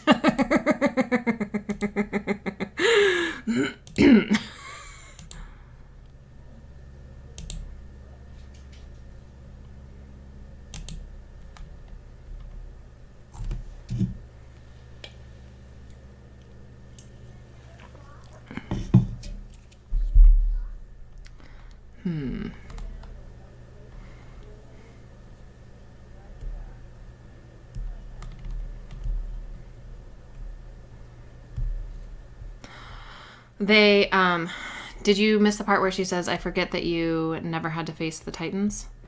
So basically the Amazon warriors only ever wore these when they were facing Titans because the Titans are the only reason that they would want to block their regulator. Yeah. And since they haven't had any Titans, any threat of Titans for a very, very long time, they haven't been wearing them, I guess. But that was an excellent question. Okay. Let's see here. Grab one and put it on. I hesitated.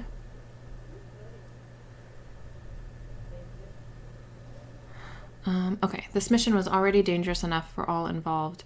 If I was cut off from my regulator and lost control of my gifts, I would be a hazard not only to myself, but to everyone on the team. I would need to back out of the mission. If that were the case, I would need to back out of the mission. A slight tremor racked my hands as I considered leaving these 7 women to risk their lives down on Othris without me. Is that the right number? I want to say it's 8. Because there's 9 that go down, so I think it's 8. These 8 women.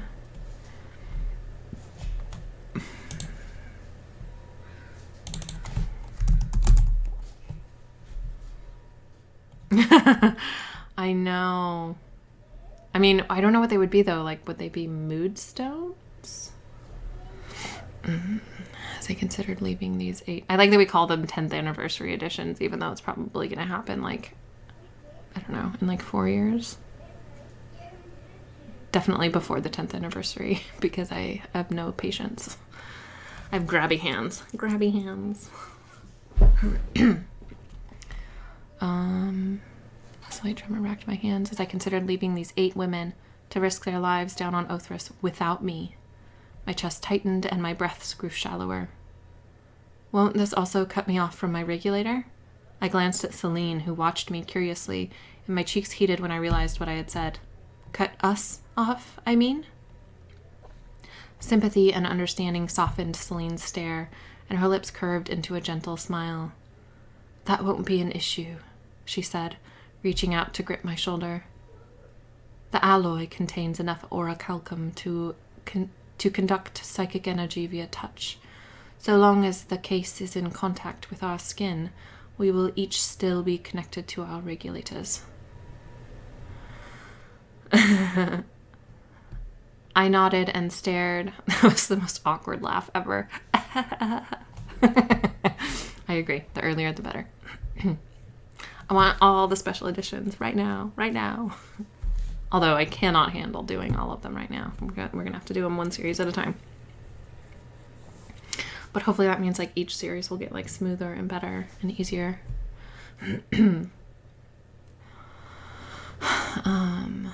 I nodded and stared down at the regulator case in my trembling hand. I slid my thumbnail into the clasp edge. But my hands were shaking too badly to open the case. Celine stepped in front of me, blocking the other's view of my silent breakdown. She opened the golden clamshell easily.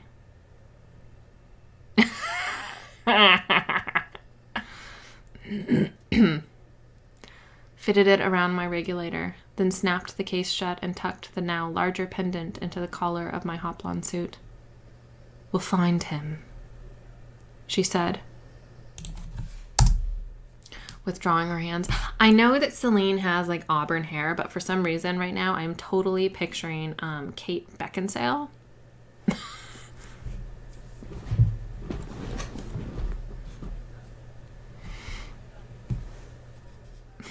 I know, Mandy, we cannot manage it.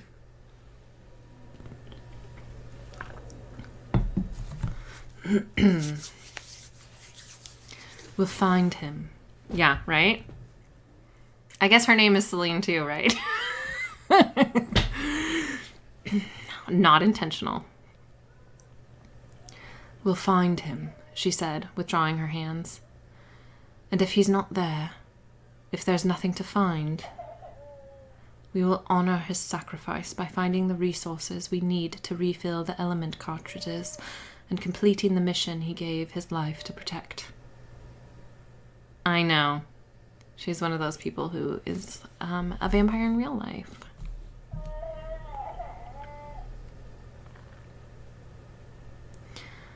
She had misread the reason for my wavering resolve, but I nodded anyway. Doubt was toxic. Uncertainty was the last thing this team of Amazons needed when heading into a potentially dangerous situation. I guess it's not a potentially dangerous situation, it's an undoubtedly dangerous situation. When heading into what promised to be a dangerous situation. I'm going to step in just for a second to let my mother-in-law know that she can... it is potentially catastrophic. I think I'm going to stick with heading into what promised to be a dangerous situation.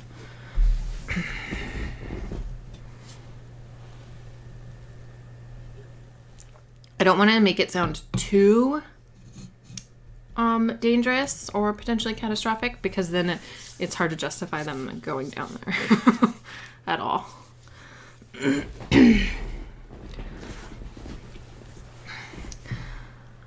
I closed my eyes, and a single tear snuck free through my lashes. I drew in a shuddering breath, reinforced my conviction to follow through on the mission. I think I'm going to take out that tear. There's been a lot of tears. I drew in a deep breath, reinforcing my conviction to follow through on the mission. This wasn't just about Raiden anymore. This was about supplying the ship with the resources it needed to carry us the rest of the way to Terra. I ignored the voice reminding me that Raiden wouldn't be okay with this mission, that he would want us to move on to find another planet to search for the resources we needed to refill the element cartridges. Even in his absence, he could make me second-guess myself. After another steadier breath, I locked eyes with Celine. No. After another steadier breath, I nodded one more time. No. How about I just nodded one more time? After another steadier breath, I nodded again. Okay. After another steadier breath, I nodded again. We were doing this. I scanned the women who had fallen back to wait by the Argo, watching Celine and me without making it obvious. Their expressions were curious, but not wary. They were committed to the mission. When I had first gathered Celine and all the new Amazons in the training room to propose the recovery mission and ask for volunteers, I had expected opposition. What I hadn't expected was for every single one of them to step forward, to feel their support, to have gone from the near complete isolation of my life on Orcus Island to this sense of community, this sisterhood, this family. I'm going to get rid of that one. This sense of community, this sisterhood. It was overwhelming and terrifying. I suddenly had so much more to lose. Are you ready? Celine asked, her voice pitched low for my ears alone. I nodded a third time, not yet trusting my voice to be steady. Celine offered me an encouraging smile, then turned her attention to the gathered team. All right, she said, clapping her hands together. All right. Hoods up and deactivate your regulators. It is highly unlikely that Raiden's ship ending up on the Sokoli home planet is a coincidence. Assume this is a trap. Assume there will be an ambush. Assume the surface is crawling with titans. She paused, letting her warnings sink in. I gulped, balling my hands into fists. This was a terrible idea. We need to be ready for anything, Celine said, but psychic powers are only to be used as a last resort. Do not remove your hoods. Period. A titan will sense your mind the instant it is unshielded, and if she can get close enough to you, she will attempt to forge a connection and drain your psychic energy. The Amazons' expressions hardened, their spines straightening as they prepared for battle. If you perish today, Celine continued, your backup will be transferred from storage to a consciousness orb, and you will be uploaded to the simulation. Again she paused, surveying the team. What awaits us after death? The next life, I murmured automatically, the Amazon mantra ingrained into me from countless repetitions over my many lifetimes. Celine raised her voice and repeated her question. What awaits us after death?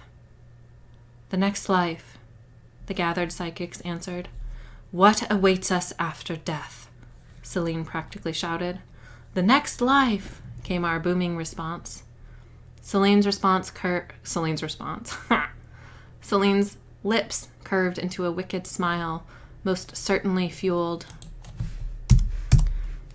Celine's lips curved into a wicked smile, most certainly fueled by an adrenaline rush as she prepared to launch the mission.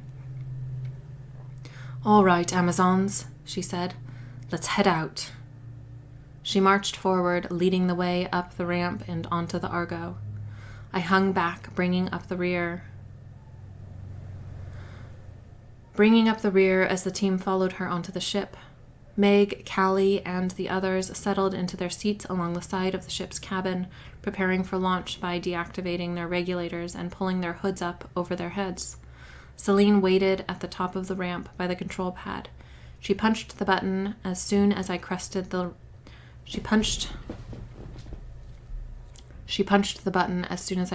ramp. Hydraulics whirred as the ramp raised behind me.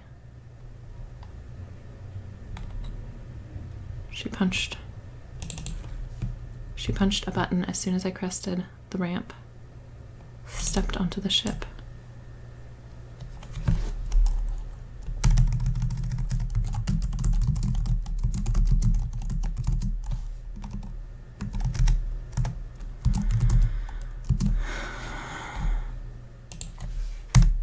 She punched a button as soon as I stepped onto the ship, and hydraulics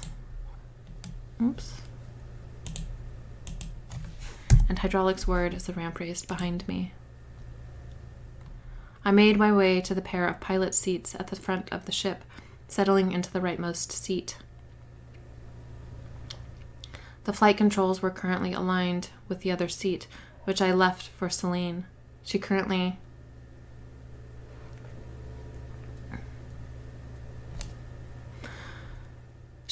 had the steadier hand and was the far more experienced pilot. I tugged my regulator free from my Hoplon suit, quickly opened the case, and swiped my fingertip around the amber stone to deactivate it. The stone blazed electric blue, and I closed my eyes, focusing on my newly awakened senses. I could only feel two other minds on board the Argo, Celine approaching behind me, and Meg, who was a constant fixture in my mind. Two other presences. I could only feel two other presences on board the Argo, Celine approaching behind me, and Meg, who was a constant fixture in my mind, regardless of whether my psychic senses were active or muted. So far as I could tell, nobody else was on the ship with us. I frowned and peeked around my seat,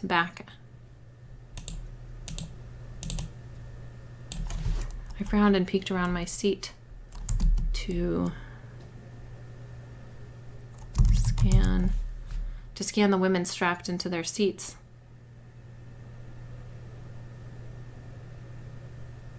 To glance at. I frowned and peeked around my seat to glance at the women strapped into their seats. My seat back. I frowned and peeked around my seat back to glance at the women strapped into their seats, impressed by the effectiveness of the pilfered orichalcum laced hoods. Meg's gaze caught mine, and concern flooded into me through our bond. I clamped down on the tether connecting us as tightly as I could. I'll be fine, I mouthed in silent reassurance.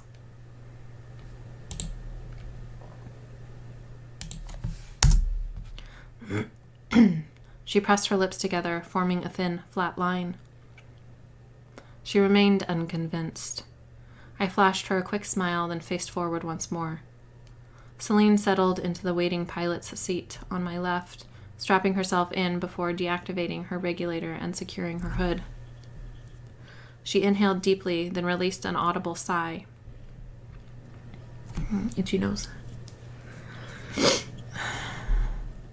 Her giddiness was palpable. I love this part, she murmured. The anticipation, the unknown. Oh, yay! Well, thanks for stopping in. That would be fun. I appreciate that. The anticipation, the unknown. She glanced at me sidelong, her lips curved into a secretive smile. It's the sweetest rush. You're insane, I told her flatly. She grinned. Maybe, but at least I'm not boring. I laughed under my breath and shook my head, then raised a hand to my comms patch to form a private link with Hades. Hades, we're good to go, I said. Are we cleared to launch? Hades didn't respond right away. I locked stares with Celine, unease unsettling my stomach. The last time Hades had gone silent over the comm system, he had been knocked out, and the bridge had been overtaken by hostiles.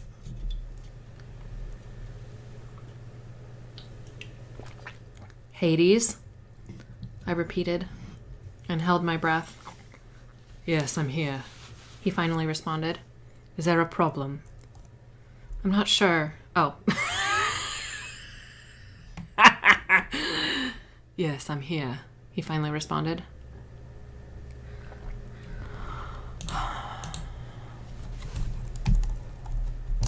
I released. I relaxed. Releasing my breath. Is there a problem? I'm not sure, he said. I'm picking up on some strange energy readings from the surface of Othrys. I chewed on the inside of my cheek, not liking the sound of that one bit. Celine raised her eyebrows in the dark on my private conversation with Hades. I shrugged one shoulder and shifted my stare forward to the view screen displaying our clear shot to the sealed inner airlock door. A clear shot through the transport hangar to the sealed inner airlock door. I'm really not sure what I'm looking at, Hades told me. Could it just be excess energy from Acheron rebounding off the surface of the planet?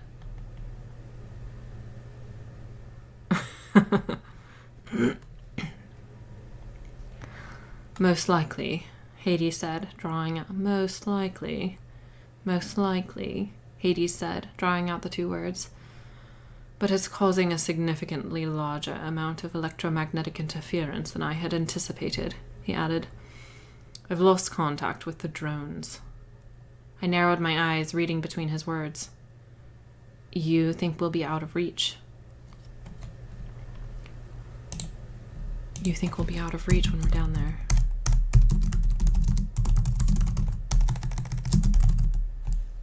I do, he confirmed. I felt inappropriately relieved. It was bad news when viewed from any angle save for one. This likely explained why we had lost the signal from Raiden's ship. I glanced at Celine. Assume we'll be cut off from the Elysium once we're down there, I told her.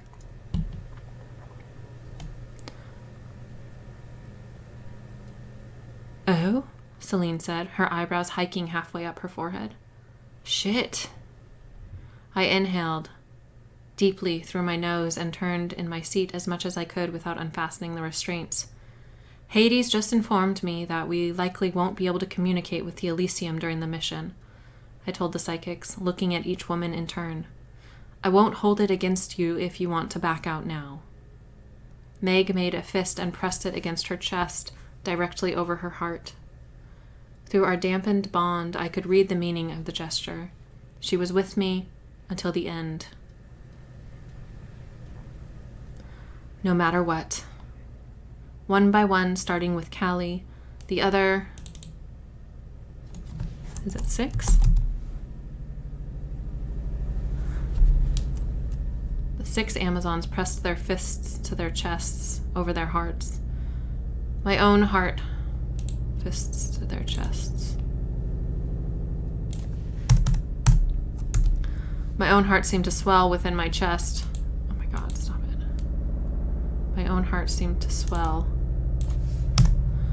My own heart, there's like a super low helicopter going right over me. I don't know if you guys can hear that. My own heart seemed to swell until I was practically choking on it. I closed my eyes and bowed my head to them in thanks, then faced forward once more.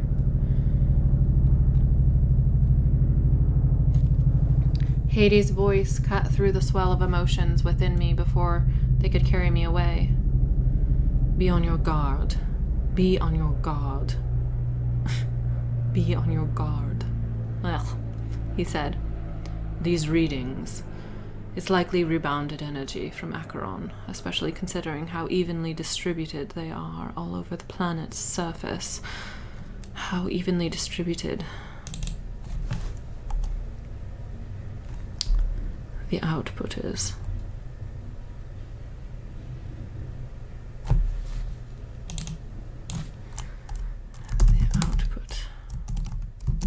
The output is over the planet's surface, but it's strong enough.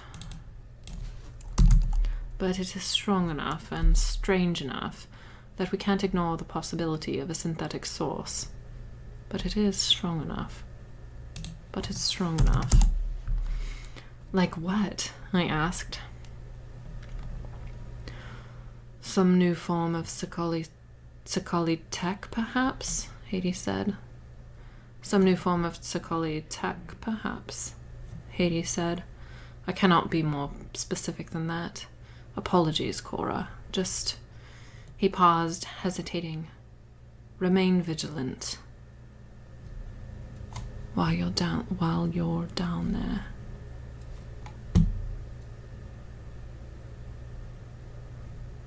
Remain vigilant. His words of caution struck a chord. Remain vigilant. Not don't go, not it's too dangerous. Just remain vigilant, without a hint of doubt in my ability to see the mission through. It was impossible for my thoughts not to venture into disturbing territory, and to imagine what Raiden would have said. You're not going. I won't let you. Don't do this. My hands curled into fists on my thighs. I clenched my jaw. My nails. How about that? My nails dug into my thighs. Dug into my thighs. And I clenched my jaw, his imagined words cutting deep. Raiden's imagined words cutting deep. You don't need to do this, Cora. Just let me go. I turned my face away from Celine as I battled Raiden's ghost. He hadn't given me any say in his grand sacrifice, so he didn't get to have any say in my comparably far less doomed mission to rescue him. I jutted my lower jaw forward, willing my chin not to tremble, and cleared my throat. I turned back to Celine. Ready? Ready.